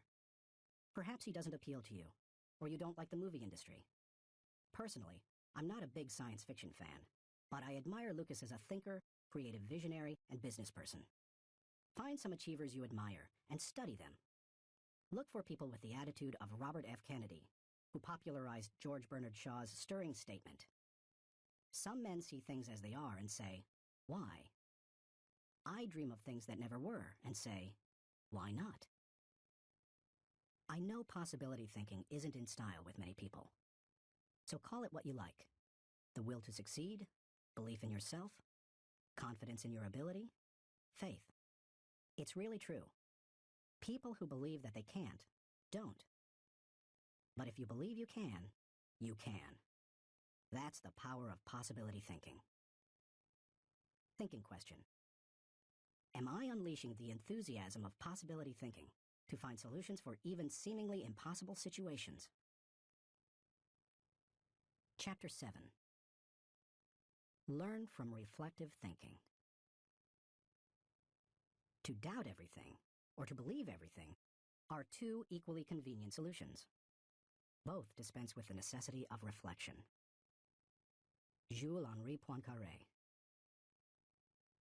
The pace of our society does not encourage reflective thinking. Most people would rather act than think. Now, don't get me wrong. I'm a person of action. I have very high energy, and I like to see things accomplished. But I'm also a reflective thinker. Reflective thinking is like the crock pot of the mind. It encourages your thoughts to simmer until they're done. As I go through this process, my goal is to reflect so that I might learn from my successes and mistakes, discover what I should try to repeat, and determine what I should change. It is always a valuable exercise. By mentally visiting past situations, you can think with greater understanding. 1. Reflective thinking gives you true perspective. When our children were young and still lived at home, we used to take them on wonderful vacations every year. When we got home, they always knew that I was going to ask them 2 questions. What did you like best, and what did you learn? It didn't matter whether we went to Walt Disney World or Washington, D.C. I always asked those questions. Why? Because I wanted them to reflect on their experiences. Children don't naturally grasp the value or cost of an experience unless prompted. They take things for granted. I wanted my children to appreciate our trips and to learn from them. When you reflect, you are able to put an experience into perspective. You are able to evaluate its timing, and you are able to gain a new appreciation for things that before went unnoticed. Most people are able to recognize the sacrifices of their parents or other people only when they become parents themselves. That's the kind of perspective that comes with reflection. 2. Reflective thinking gives emotional integrity to your thought life. Few people have good perspective in the heat of an emotional moment. Most individuals who enjoy the thrill of an experience try to go back and recapture it without first trying to evaluate it. It's one of the reasons our culture produces so many thrill seekers. Likewise, those who survive a traumatic experience usually avoid similar situations at all costs, which sometimes ties them into emotional knots. Reflective thinking enables you to distance yourself from the intense emotions of particularly good or bad experiences and see them with fresh eyes. You can see the thrills of the past in the light of emotional maturity and examine tragedies in the light of truth and logic. That process can help a person to stop carrying around a bunch of negative emotional baggage. President George Washington observed, "We ought not to look back unless it is to derive useful lessons from past errors and for the purpose of profiting by dearly bought experience." Any feeling that can stand up to the light of truth and can be sustained over time has emotional integrity and is therefore worthy of your mind and heart. 3. Reflective thinking increases your confidence in decision-making. Have you ever made a snap judgment and later wondered if you did the right thing? Everybody has. Reflective thinking can help to diffuse that doubt. It also gives you confidence for the next decision. Once you've reflected on an issue, you don't have to repeat every step of the thinking process when you're faced with it again. You've got mental road markers from having been there before. That compresses and speeds up thinking time, and it gives you confidence. And over time, it can also strengthen your intuition. 4. Reflective thinking clarifies the big picture. When you engage in reflective thinking, you can put ideas and experiences into a more accurate context. Reflective thinking encourages us to go back and spend time pondering what we have done and what we have seen. If a person who loses his job reflects on what happened, he may see a pattern of events that led to his dismissal. He will better understand what happened, why it happened, and what things were his responsibility. If he also looks at the incidents that occurred afterward, he may realize that in the larger scheme of things, he's better off in his new position because it better fits his skills and desires. Without reflection, it can be very difficult to see that big picture. 5. Reflective thinking takes a good experience and makes it a valuable experience. When you were just starting out in your career, did it seem that few people were willing to give someone without experience an opportunity? At the same time, could you see people who had been on their jobs 20 years, who yet did their work poorly? If so, that probably frustrated you. Playwright William Shakespeare wrote, "Experience is a jewel, and it had need be so, for it is often purchased at an infinite rate." Yet experience alone does not add value to a life. It's not necessarily experience that is valuable. It's the insight people gain because of their experience. Reflective thinking turns experience into insight. Mark Twain said, "We should be careful to get out of an experience all the wisdom that is in it. Not like the cat that sits down on a hot stove lid. She will never sit down on a hot stove lid again, and that is well. But also, she will never sit down on a cold one anymore. An experience becomes valuable when it informs or equips us to meet new experiences. Reflective thinking helps to do that." How to embrace the lessons of reflective thinking. If you are like most people in our culture today, you probably do very little reflective thinking. If that's the case, it may be holding you back more than you think. Take to heart the following suggestions to increase your ability to think reflectively. 1. Set aside time for reflection. Greek philosopher Socrates observed, "The unexamined life is not worth living." For most people, however, reflection and self-examination doesn't come naturally. It can be a fairly uncomfortable activity for a variety of reasons. They have a hard time staying focused. They find the process dull, or they don't like spending a lot of time thinking about emotionally difficult issues. But if you don't carve out the time for it, you are unlikely to do any reflective thinking. 2. Remove yourself from distractions. As much as any other kind of thinking, reflection requires solitude. Distraction and reflection simply don't mix. It's not the kind of thing you can do well near a television, in a cubicle, while the phone is ringing, or with children in the same room. One of the reasons I've been able to accomplish much, and keep growing personally, is that I've not only set aside time to reflect, but I've separated myself from distractions for short blocks of time. 30 minutes in the spa, an hour outside on a rock in my backyard, or a few hours in a comfortable chair in my office. The place doesn't matter, as long as you remove yourself from distractions and interruptions. 3. Regularly review your calendar or journal. Most people use their calendar as a planning tool, which it is. But few people use it as a reflective thinking tool.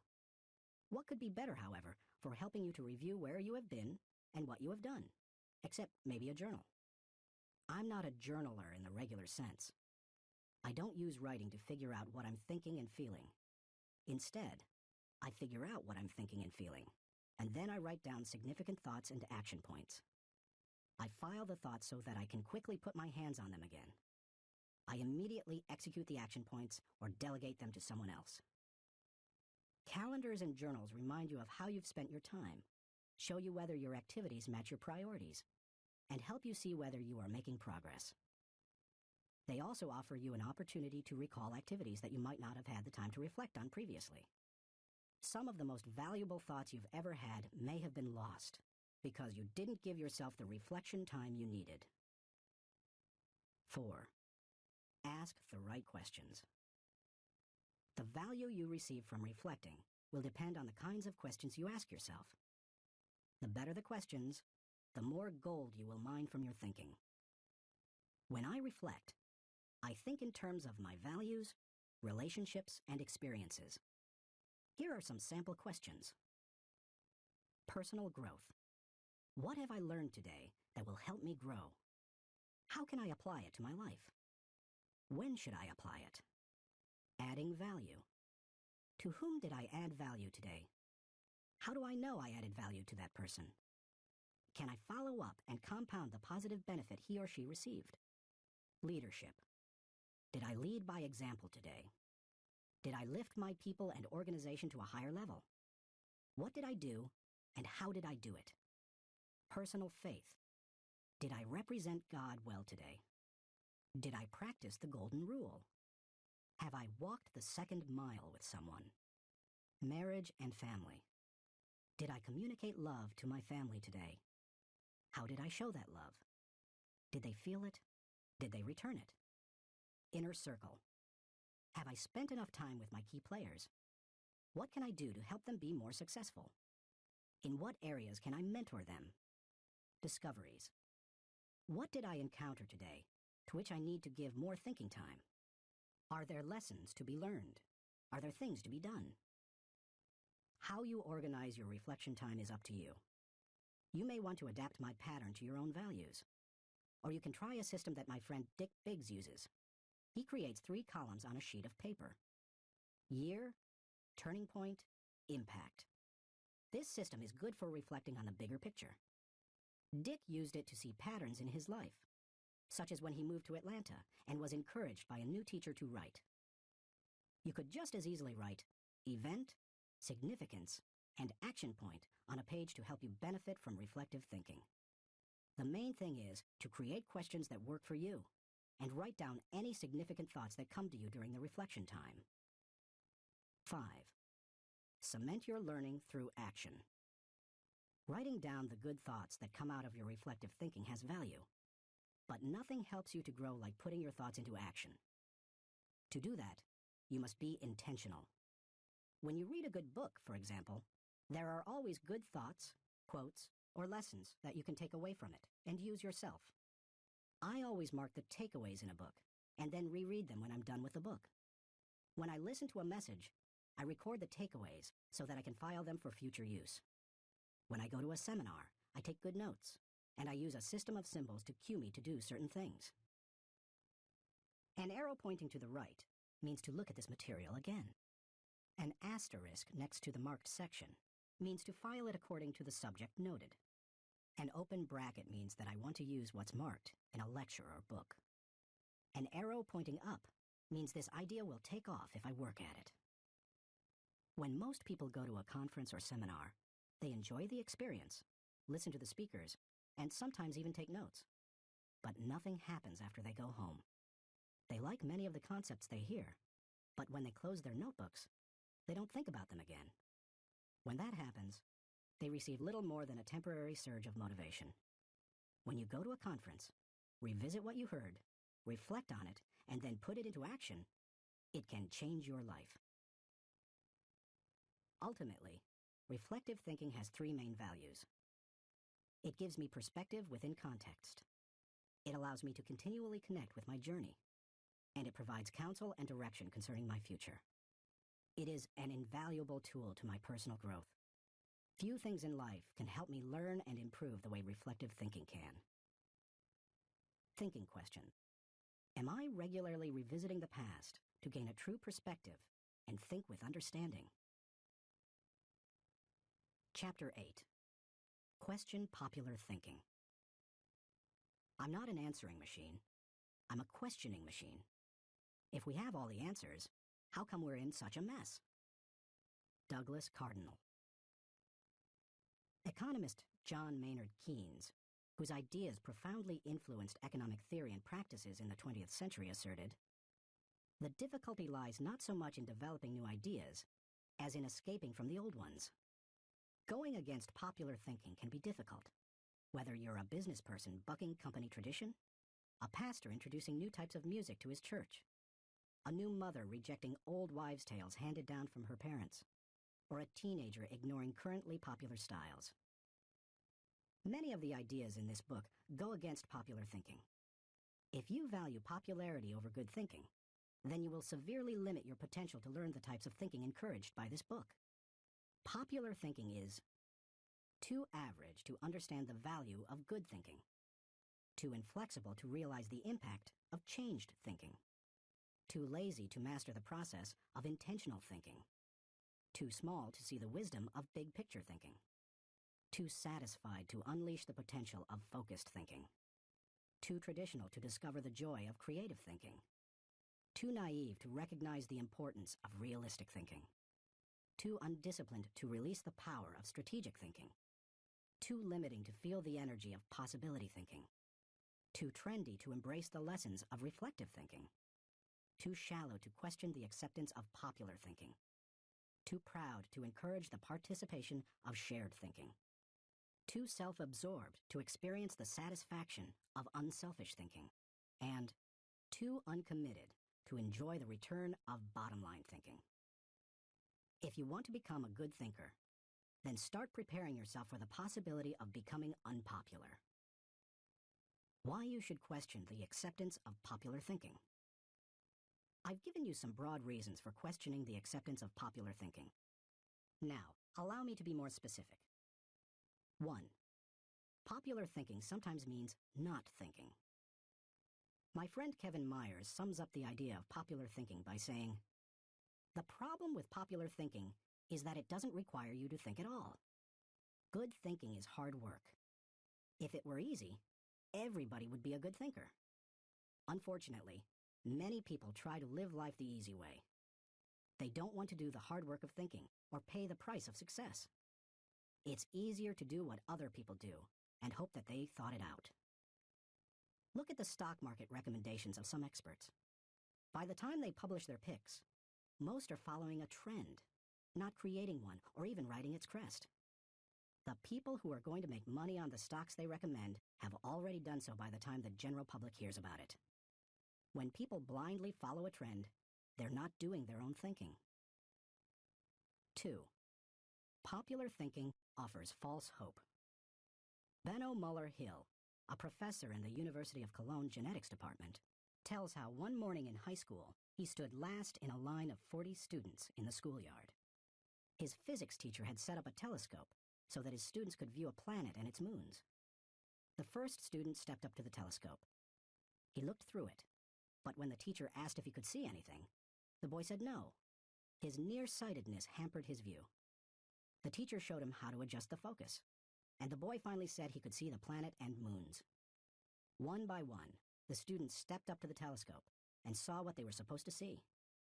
Finally, the second-to-last student looked into the telescope and announced that he could not see anything. "You idiot," shouted the teacher. "You have to adjust the lenses." The student tried, but he finally said, "I still can't see anything. It is all black." The teacher, disgusted, looked through the telescope himself, and then looked up with a strange expression. The lens cap still covered the telescope. None of the students had been able to see anything. Many people look for safety and security in popular thinking. They figure that if a lot of people are doing something, then it must be right. It must be a good idea. If most people accept it, then it probably represents fairness, equality, compassion, and sensitivity, right? Not necessarily. Popular thinking said the Earth was the center of the universe.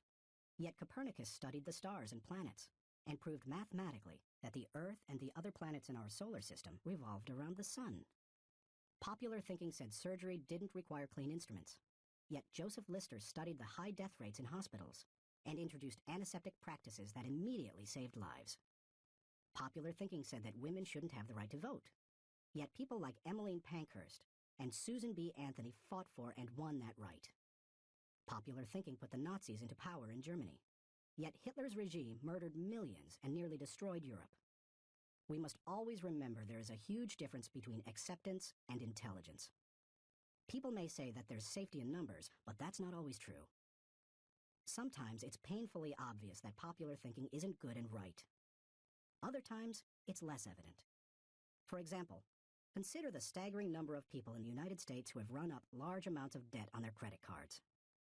Anyone who is financially astute will tell you that's a bad idea. Yet millions follow right along with the popular thinking of buy now, pay later. And so they pay and pay and pay. Many promises of popular thinking ring hollow. Don't let them fool you. 3. Popular thinking is slow to embrace change. Popular thinking loves the status quo. It puts its confidence in the idea of the moment and holds on to it with all its might. As a result, it resists change and dampens innovation. Donald M. Nelson, former president of the Society of Independent Motion Picture Producers, criticized popular thinking when he asserted, "We must discard the idea that past routine, past ways of doing things are probably the best ways. On the contrary, we must assume that there is probably a better way to do almost everything. We must stop assuming that a thing which never has been done before probably cannot be done at all." 4. Popular thinking brings only average results. The bottom line? Popular thinking brings mediocre results. Here is popular thinking in a nutshell. Popular equals normal equals average. It's the least of the best and the best of the least. We limit our success when we adopt popular thinking. It represents putting in the least energy to just get by. You must reject common thinking if you want to accomplish uncommon results. How to question the acceptance of popular thinking. Popular thinking has often proved to be wrong and limiting. Questioning it isn't necessarily hard once you cultivate the habit of doing so. The difficulty is in getting started. Begin by doing the following things. 1. Think before you follow. Many individuals follow others almost automatically. Sometimes they do so because they desire to take the path of least resistance.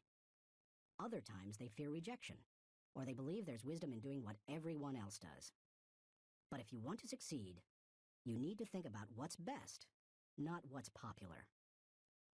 Challenging popular thinking requires a willingness to be unpopular and go outside of the norm. Following the tragedy of September 11th, 2001, for example, few people willingly chose to travel by plane. But that was the best time to travel. Crowds were down, security was up, and airlines were cutting prices. About a month after the tragedy, my wife Margaret and I heard that Broadway shows had lots of seats and many New York hotel rooms remained empty. Popular thinking said, stay away from New York. We used that as an opportunity. We got cheap plane tickets to the city, booked a room in a great hotel for about half price, and got tickets to the most sought-after show, The Producers. As we took our seats in the theater, we sat next to a woman beside herself with excitement. I can't believe I'm finally here, she said to us. I've waited so long. This is the best show on Broadway, and the hardest to get tickets to. Then she turned to look me in the eye and said, I've had my tickets for a year and a half waiting to see this show. How long ago did you get yours? You won't like my answer, I replied. Oh, come on, she said. How long? I got mine 5 days ago, I answered. She looked at us in horror. By the way, she was right. It's one of the best shows we've seen in a while. And we got to see it only because we were willing to go against popular thinking when everyone else was staying at home. As you begin to think against the grain of popular thinking, remind yourself that unpopular thinking, even when resulting in success, is largely underrated, unrecognized, and misunderstood. Unpopular thinking contains the seeds of vision and opportunity. Unpopular thinking is required for all progress. The next time you feel ready to conform to popular thinking on an issue, stop and think. You may not want to create change for its own sake, but you certainly don't want to blindly follow just because you haven't thought about what's best. 2. Appreciate thinking different from your own. One of the ways to embrace innovation and change is to learn to appreciate how others think. To do that, you must continually expose yourself to people different from yourself. My brother, Larry Maxwell, a good businessman and an innovative thinker, continually challenges popular thinking by thinking differently. He says, most of our people in sales and middle management come from businesses with products and services different from ours. That constantly exposes us to new ways of thinking. We also discourage our people from active participation in formal business and trade associations and fraternities because their thinking is quite common. They don't need to spend a lot of time thinking the way everyone else in the industry does. As you strive to challenge popular thinking, spend time with people with different backgrounds, education levels, professional experiences, personal interests, etc. You will think like the people with whom you spend the most time. If you spend time with people who think out of the box, you're more likely to challenge popular thinking and break new ground. 3. Continually question your own thinking. Let's face it, any time we find a way of thinking that works, one of our greatest temptations is to go back to it repeatedly, even if it no longer works well. The greatest enemy to tomorrow's success is sometimes today's success.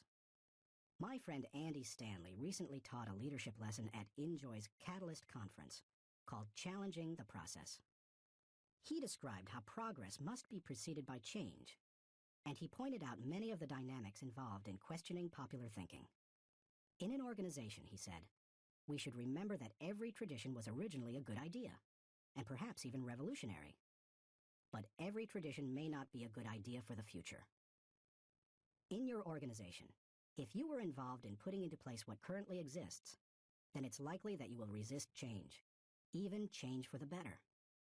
That's why it's important to challenge your own thinking.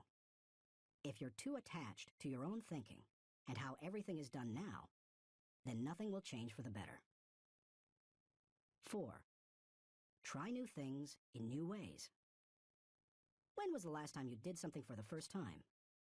Do you avoid taking risks or trying new things?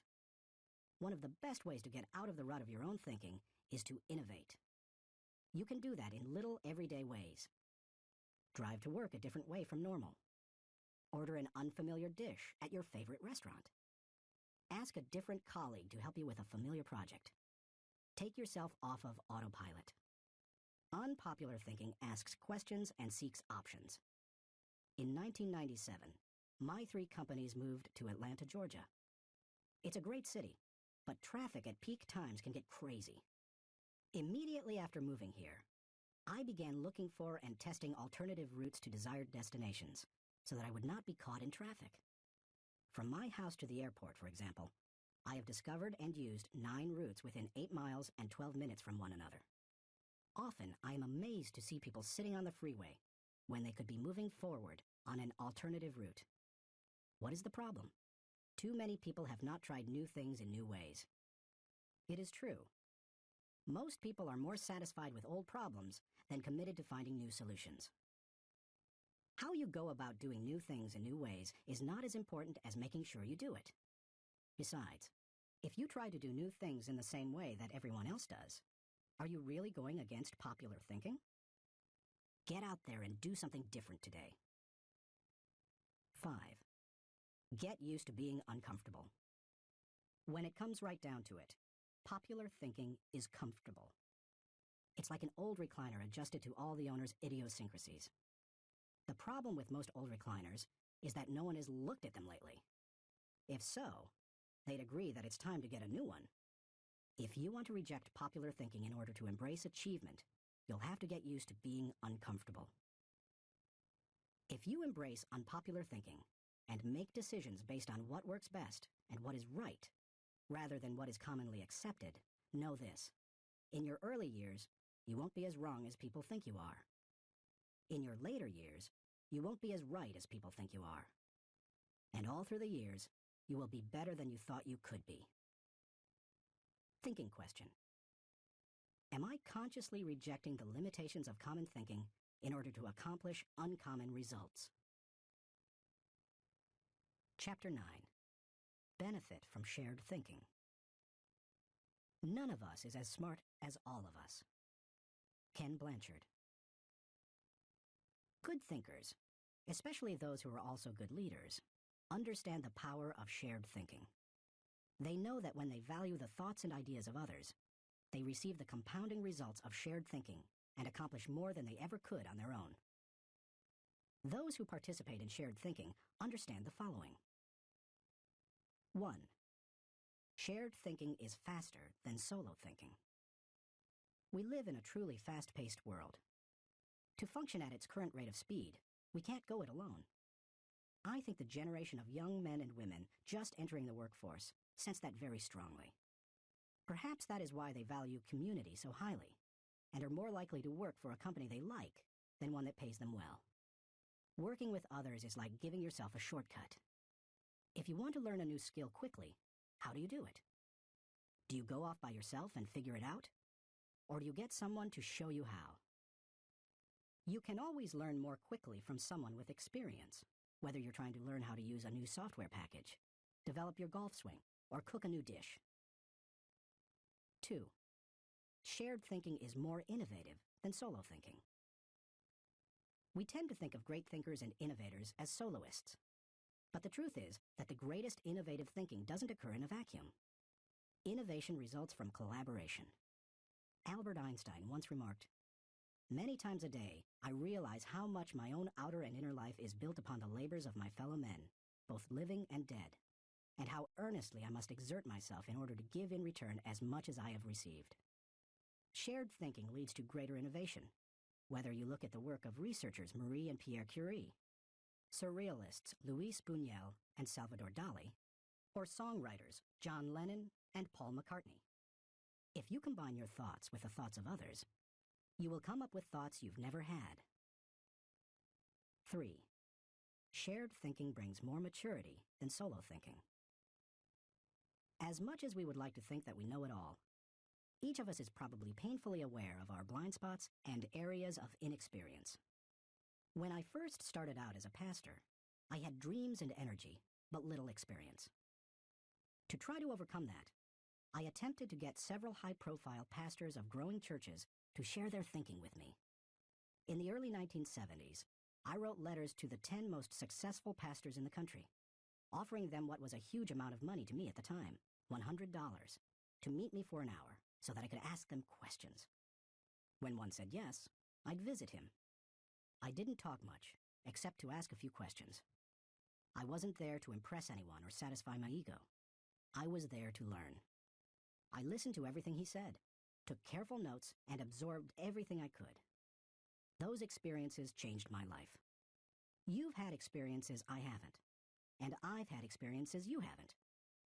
Put us together, and we bring a broader range of personal history, and therefore maturity, to the table. If you don't have the experience you need, hook up with someone who does. 4. Shared thinking is stronger than solo thinking. Philosopher-poet Johann Wolfgang von Goethe said, "To accept good advice is but to increase one's own ability. 2 heads are better than one when they are thinking in the same direction. It's like harnessing 2 horses to pull a wagon. They are stronger pulling together than either is individually. But did you know that when they pull together, they can move more weight than the sum of what they can move individually? A synergy comes from working together. That same kind of energy comes into play when people think together." 5. Shared thinking returns greater value than solo thinking. Because shared thinking is stronger than solo thinking, it's obvious that it yields a higher return.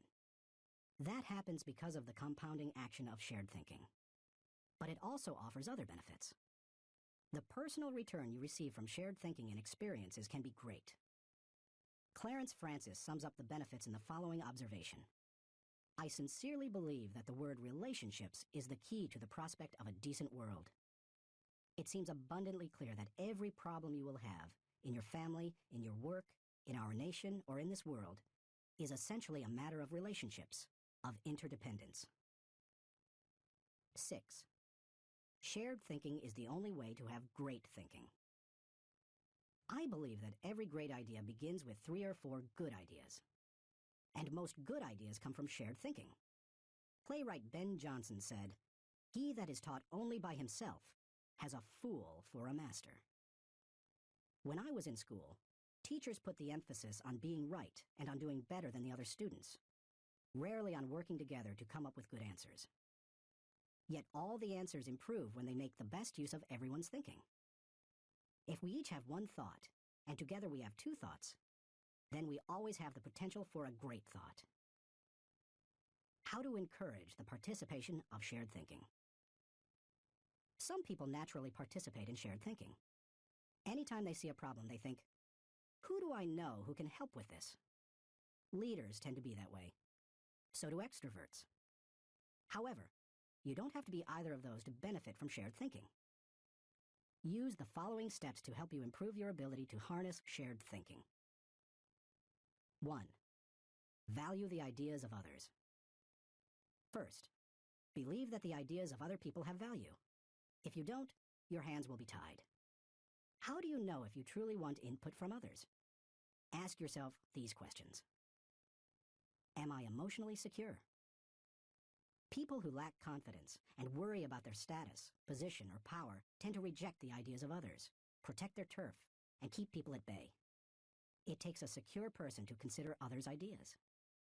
Years ago, an emotionally insecure person took a key position on my board of directors. After a couple of meetings, it became obvious to the other board members that this individual would not positively contribute to the organization. I asked a seasoned leader on the board, "Why does this person always do and say things that hinder our progress?" I'll never forget his reply. "Hurting people hurt people." Do I place value on people? You won't value the ideas of a person if you don't value and respect the person himself or herself. Have you ever considered your conduct around people you value versus those you don't? Look at the differences. If I value people, I want to spend time with them. If I don't value people, I don't want to be around them. If I value people, I listen to them. If I don't value people, I neglect to listen. If I value people, I want to help them. If I don't value people, I don't offer them help. If I value people, I am influenced by them. If I don't value people, I ignore them. If I value people, I respect them. If I don't value people, I am indifferent. Do I value the interactive process? A wonderful synergy often occurs as the result of shared thinking. It can take you places you've never been. Publisher Malcolm Forbes asserted, "Listening to advice often accomplishes far more than heeding it." I must say, I didn't always value shared thinking. For many years, I tended to withdraw when I wanted to develop ideas. Only reluctantly did I work on ideas with others. When a colleague challenged me on this, I started to analyze my hesitancy. I realized that it went back to my college experience. Some days in the classroom, I could tell that a teacher was unprepared to lecture, and instead spent the class time asking us to give our uninformed opinions on a subject. Most of the time, the opinions seemed no better than mine. I had come to class so that the professor could teach me. I realized that the process of shared ideas wasn't the problem. It was who was doing the talking. Shared thinking is only as good as the people doing the sharing. Since learning that lesson, I have embraced the interactive process, and now I believe it is one of my strengths.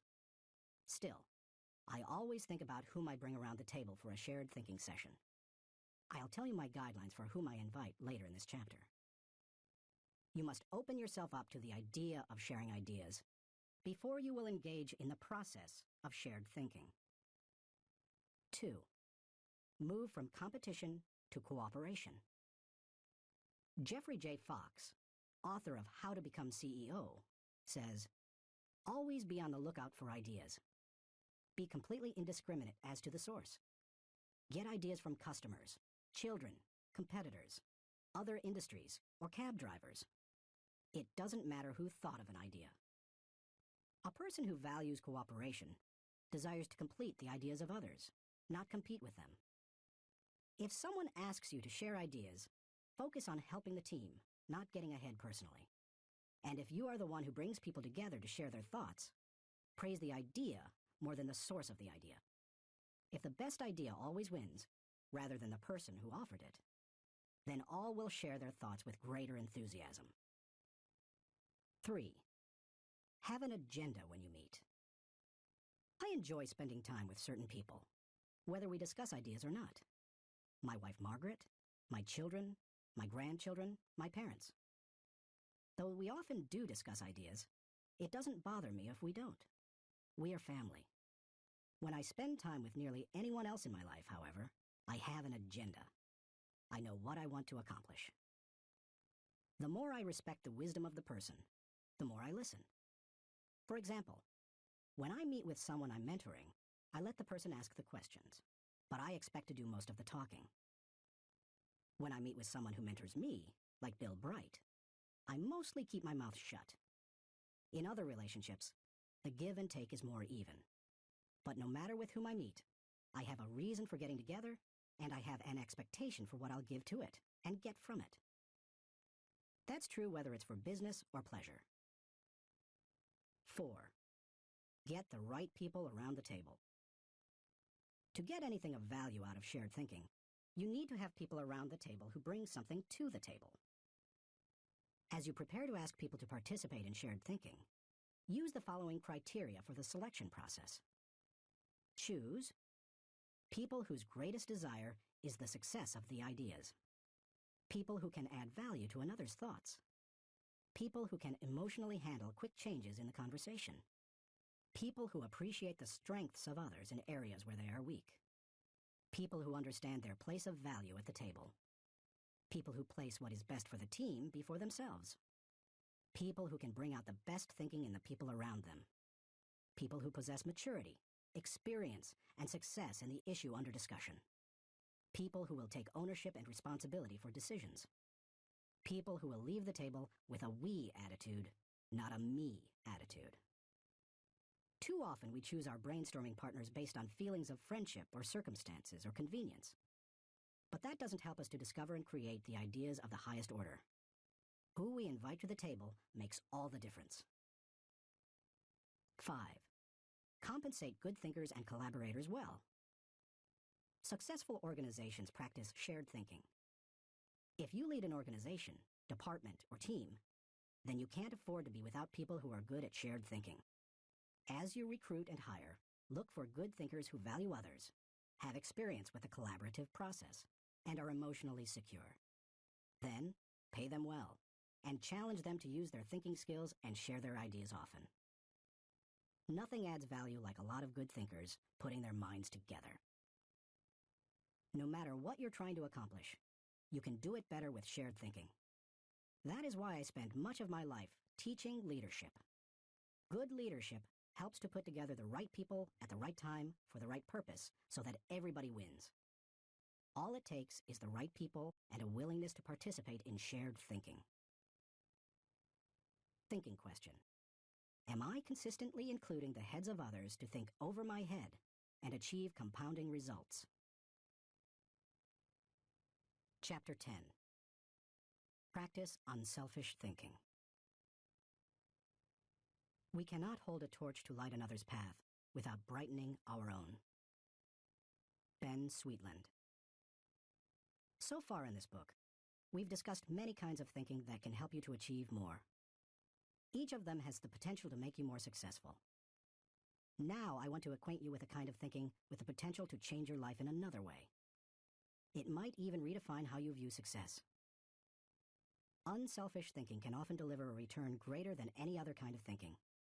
Take a look at some of its benefits. 1.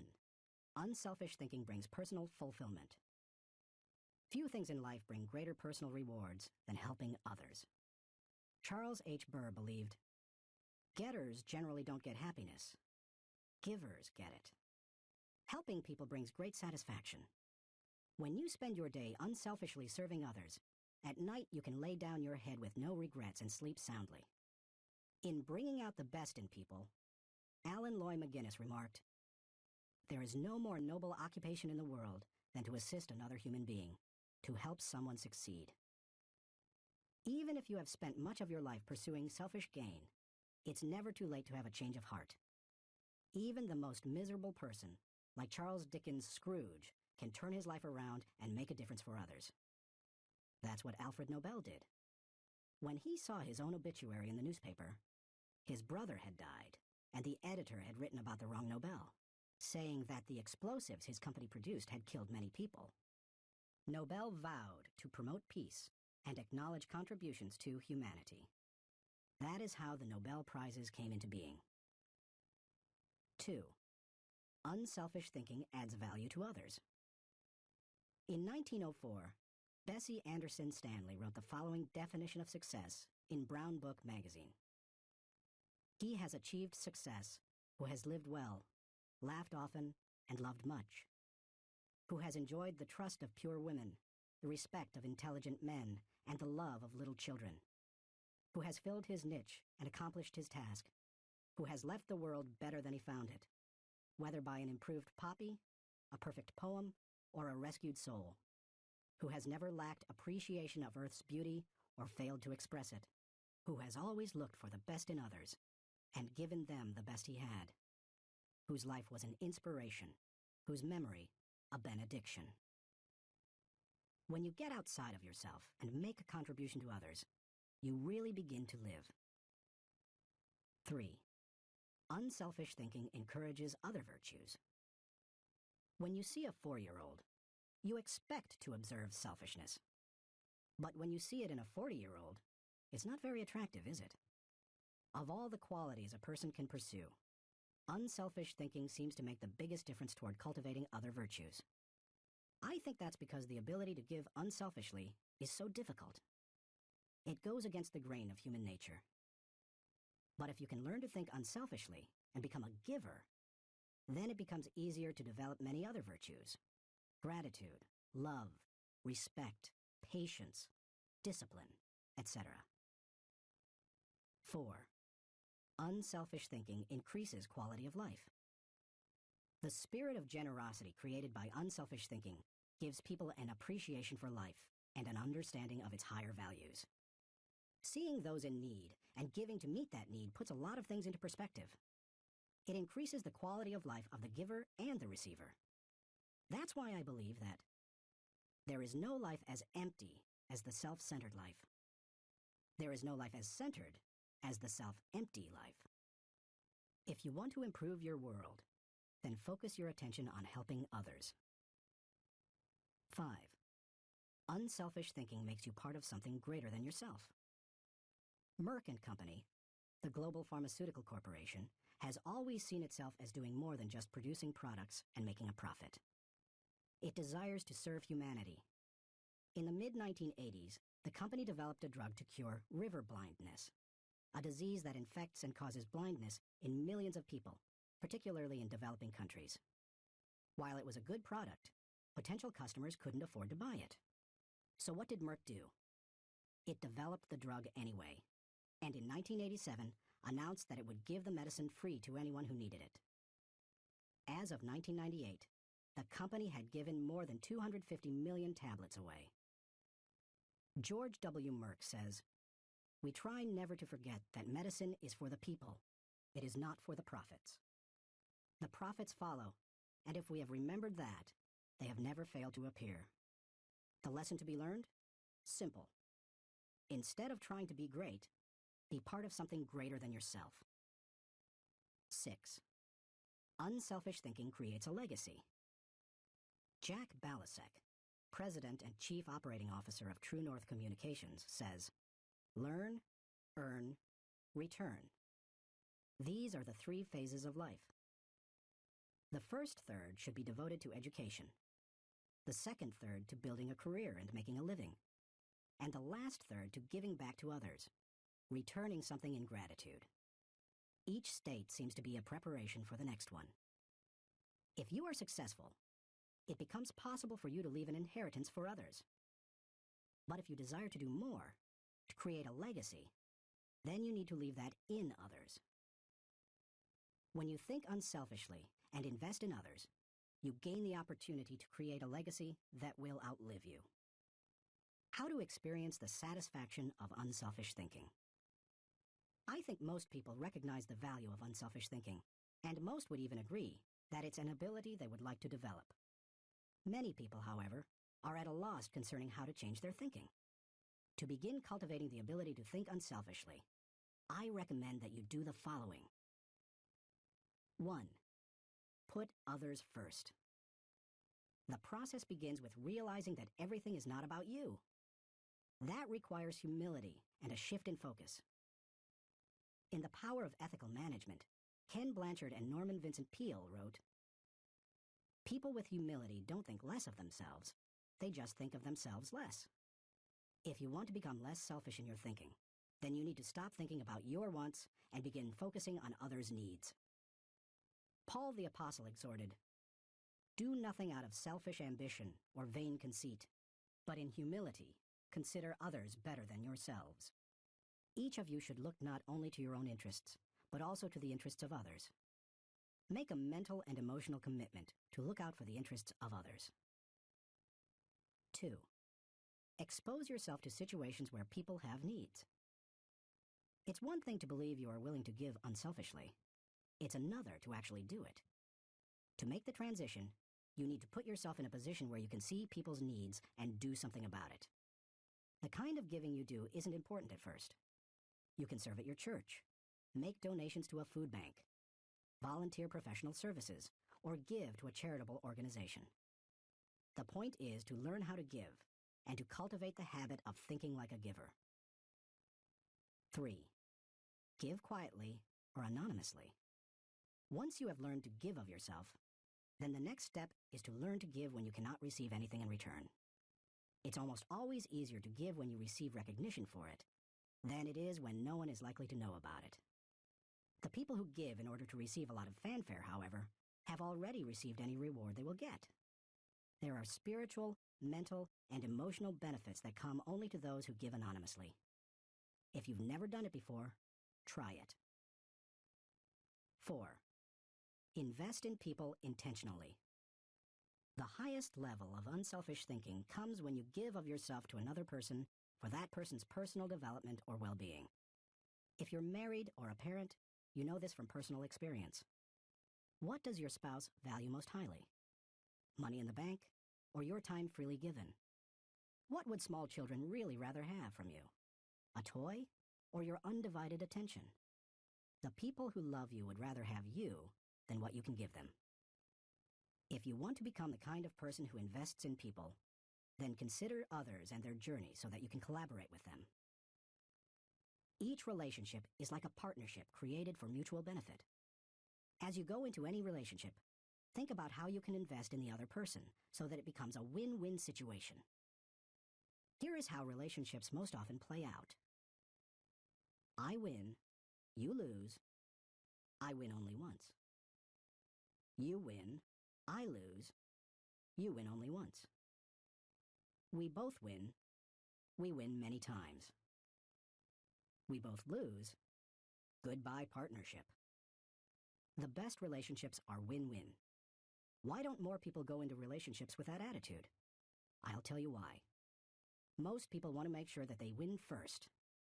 Unselfish thinkers, on the other hand, go into a relationship and make sure that the other person wins first. And that makes all the difference. 5. Continually check your motives. Francois de la Rochefoucauld said, "What seems to be generosity is often no more than disguised ambition, which overlooks a small interest in order to secure a great one." The hardest thing for most people is fighting their natural tendency to put themselves first. That's why it's important to continually examine your motives to make sure you're not sliding backward into selfishness. Do you want to check your motives? Then follow the modeling of Benjamin Franklin. Every day, he asked himself 2 questions. When he got up in the morning, he would ask, "What good am I going to do today?" And before he went to bed, he would ask, "What good have I done today?" If you can answer those questions with selflessness and integrity, you can keep yourself on track. Give while you live. In the fall of 2001, we all witnessed a demonstration of unselfish thinking unlike anything we had seen in the United States for many years.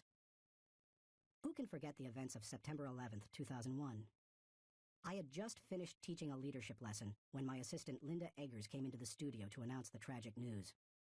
Like most Americans, I remained riveted to the television all day and heard the reports of the firefighters and police officers who raced into the World Trade Center towers to help others, never worrying about their own safety. In the days following the tragedy, millions of Americans expressed a great desire to do something that would help the situation. I had the same desire. Enjoy was scheduled to do a training via simulcast on September 15th, the Saturday following the tragedy.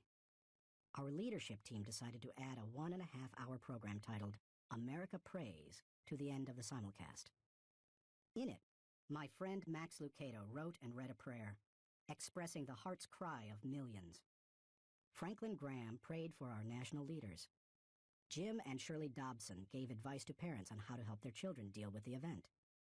And Bruce Wilkinson and I asked the simulcast viewers to give financially to the people injured on September 11th. Amazingly, they gave $5.9 million, which World Vision graciously agreed to distribute to those in need. Unselfish thinking and giving turned a very dark hour into one of light and hope. Less than 2 weeks after the tragedy, I was able to travel to Ground Zero in New York City. I went to view the site of the destruction, to thank the men and women clearing away the wreckage, and to pray for them. I can't really do justice to what I saw. I've traveled to New York dozens of times. It's one of my favorite places in the world. My wife and I had been up in the towers with our children many times before and have wonderful memories of that area. To look at the place where the buildings had once stood and to see nothing but rubble, dust, and twisted metal, it's simply indescribable. What many Americans didn't realize is that for many months, People worked diligently to clean up the site. Many were New York City firefighters and other city workers. Others were volunteers. They worked around the clock, 7 days a week. And when they came across the remains of someone in the rubble, they called for silence and reverently carried them out. Since I am a clergyman, I was asked to wear a clerical collar upon entering the area. As I walked around, many workers saw the collar and asked me to pray for them. It was a humbling privilege.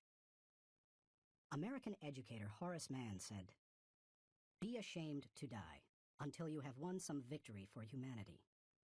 According to this standard, New York City's firefighters are certainly prepared for death. The service they perform is often truly heroic.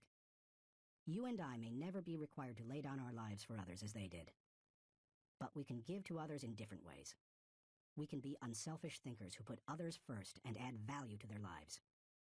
We can work with them so that they go farther than they thought possible. Thinking question. Am I continually considering others and their journey in order to think with maximum collaboration? Chapter 11. Rely on bottom-line thinking. There ain't no rules around here. We're trying to accomplish something. Thomas Edison, inventor. How do you figure out the bottom line for your organization, business, department, team, or group? In many businesses, the bottom line is literally the bottom line.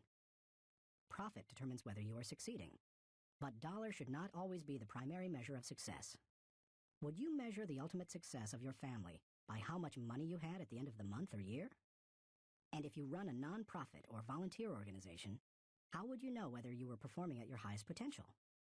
How do you think bottom line in that situation? A nonprofit's bottom line. Frances Hesselbein had to ask herself exactly that question in 1976, when she became the National Executive Director of the Girl Scouts of America. When she first got involved with the Girl Scouts, running the organization was the last thing she expected. She and her husband John were partners in Hesselbein Studios, a small family business that filmed television commercials and promotional films.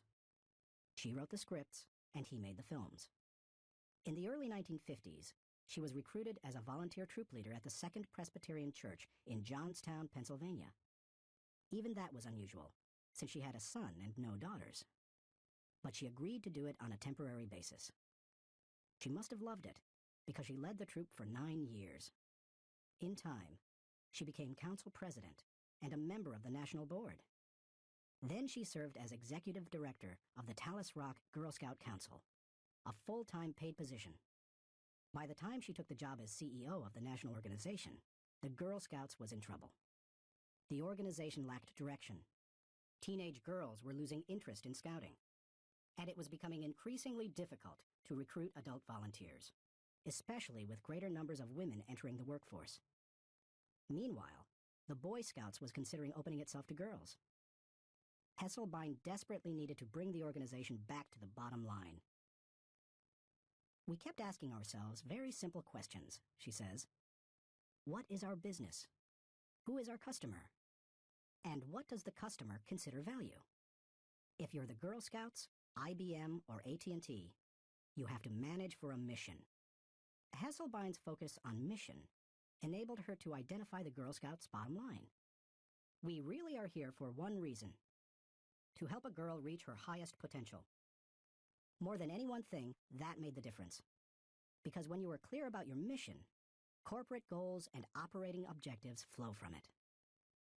Once she figured out her bottom line, she was able to create a strategy to try to achieve it. She started by reorganizing the national staff. Then she created a planning system to be used by each of the 350 regional councils. And she introduced management training to the organization. Hesselbein didn't restrict herself to changes in leadership and organization. In the 1960s and 70s, the country had changed, and so had its girls. But the Girl Scouts hadn't. Hesselbein tackled that issue too. The organization made its activities more relevant to the current culture, giving greater opportunities for use of computers, for example, rather than hosting a party. She also sought out minority participation, created bilingual materials, and reached out to low-income households. If helping girls reach their highest potential was the group's bottom line, then why not be more aggressive helping girls who traditionally have fewer opportunities? The strategy worked beautifully. Minority participation in the Girl Scouts tripled. In 1990, Hesselbein left the Girl Scouts after making it a first-class organization. She went on to become the founding president and CEO of the Peter F. Drucker Foundation for Nonprofit Management, and now serves as chairman of its board of governors. And in 1998, she was awarded the Presidential Medal of Freedom. President Clinton said of Hesselbein during the ceremony at the White House, "She has shared her remarkable recipe for inclusion and excellence with countless organizations whose bottom line is measured not in dollars, but in changed lives." He couldn't have said it better. Why you should enjoy the return of bottom line thinking.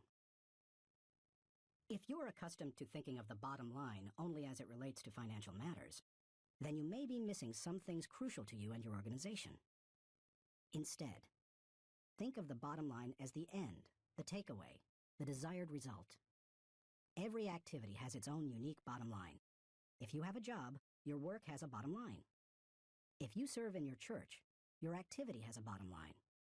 So does your effort as a parent or spouse, if you are one.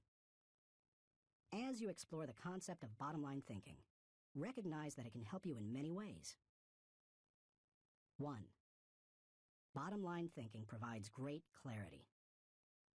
What's the difference between bowling and work? When bowling, it takes only 3 seconds to know how you've done. That's one reason people love sports so much. There's no waiting and no guessing about the outcome. Bottom line thinking makes it possible for you to measure outcomes more quickly and easily. It gives you a benchmark by which to measure activity. It can be used as a focused way of ensuring that all your little activities are purposeful and line up to achieve a larger goal. 2. Bottom line thinking helps you assess every situation. When you know your bottom line, it becomes much easier to know how you're doing in any given area. When Frances Hesselbein began running the Girl Scouts, for example, she measured everything against the organization's goal of helping a girl reach her highest potential. From the organization's management structure, which she changed from a hierarchy to a hub, down to what badges the girls could earn. There's no better measurement tool than the bottom line. 3. Bottom line thinking helps you make the best decisions. Decisions become much easier when you know your bottom line. When the Girl Scouts were struggling in the 1970s, outside organizations tried to convince its members to become women's rights activists or door-to-door canvassers. But under Hesselbein, it became easy for the Girl Scouts to say no. It knew its bottom line, and it wanted to pursue its goals with focus and fervency. 4. Bottom line thinking generates high morale. When you know the bottom line and you go after it, you greatly increase your odds of winning. And nothing generates high morale like winning. How do you describe sports teams that win the championship? Or company divisions that achieve their goals? Or volunteers who achieve their mission? They're excited. Hitting the target feels exhilarating, and you can hit it only if you know what it is. 5. Bottom line thinking ensures your future. If you want to be successful tomorrow, you need to think bottom line today. That's what Frances Hesselbein did, and she turned the Girl Scouts around. Look at any successful, lasting company, and you'll find leaders who know their bottom line. They make their decisions, allocate their resources, hire their people, and structure their organization to achieve that bottom line. How to enjoy the return of bottom line thinking. It isn't hard to see the value of the bottom line. Most people would agree that bottom line thinking has a high return. But learning how to be a bottom line thinker can be challenging. 1. Identify the real bottom line. The process of bottom line thinking begins with knowing what you're really going after. It can be as lofty as the big picture vision, mission, or purpose of an organization. Or it can be as focused as what you want to accomplish on a particular project. What's important is that you be as specific as possible. If your goal is for something as vague as success, you will have a painfully difficult time trying to harness bottom line thinking to achieve it. The first step is to set aside your wants. Get to the results you're really looking for, the true essence of the goal. Set aside any emotions that may cloud your judgment and remove any politics that may influence your perception. What are you really trying to achieve? When you strip away all the things that don't really matter, what are you compelled to achieve? What must occur? What is acceptable? That is the real bottom line. 2. Make the bottom line the point. Have you ever been in a conversation with someone whose intention seemed other than stated? Sometimes the situation reflects intentional deception, but it can also occur when the person doesn't know his own bottom line. The same thing happens in companies. Sometimes, for example, an idealistically stated mission and the real bottom line don't jibe. Purpose and profits compete. Earlier, I quoted George W. Merck, who stated, "We try never to forget that medicine is for the people. It is not for the profits. The profits follow, and if we have remembered that, they have never failed to appear." He probably made that statement to remind those in his organization that profits serve purpose. They don't compete with it. If making a profit were the real bottom line, and helping people merely provided the means for achieving it, then the company would suffer. Its attention would be divided, and it would neither help people as well as it could, nor make as much profit as it desired. 3. Create a strategic plan to achieve the bottom line. Bottom line thinking achieves results. Therefore, it naturally follows that any plans that flow out of such thinking must tie directly to the bottom line. And there can be only one, not two or three. Once the bottom line has been determined, a strategy must be created to achieve it. In organizations, that often means identifying the core elements or functions that must operate properly to achieve the bottom line. This is the leader's responsibility. The important thing is that when the bottom line of each activity is achieved, then the bottom line is achieved. If the sum of the smaller goals doesn't add up to the real bottom line, then either your strategy is flawed or you've not identified your real bottom line. 4. Align team members with the bottom line. Once you have your strategy in place, make sure your people line up with your strategy. Ideally, all team members should know the big goal as well as their individual role in achieving it. They need to know their personal bottom line and how that works to achieve the organization's bottom line. 5. Stick with one system and monitor results continually. Dave Sutherland, the president of one of my companies, ISS, believes that some organizations get into trouble by trying to mix systems. He maintains that many kinds of systems can be successful, but mixing different systems or continually changing from one to another leads to failure. Dave says, bottom line thinking cannot be a one-time thing. It has to be built into the system of working and relating and achieving. You can't just tune into the desired result every now and then. Achieving with bottom line thinking must be a way of life, or it will send conflicting messages. I am a bottom line thinker. It is part of my system for achievement. I practice it every day. No other measurements, no wasted efforts. Dave calls members of his field team every night to ask the bottom line question they expect to hear.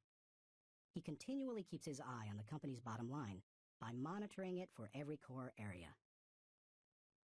When it comes right down to it, regardless of your bottom line, you can improve it with good thinking. And bottom line thinking has a great return because it helps to turn your ideas into results. Like no other kind of mental processing, it can help you to reap the full potential of your thinking and achieve whatever you desire. Thinking question. Am I staying focused on the bottom line so that I can gain the maximum return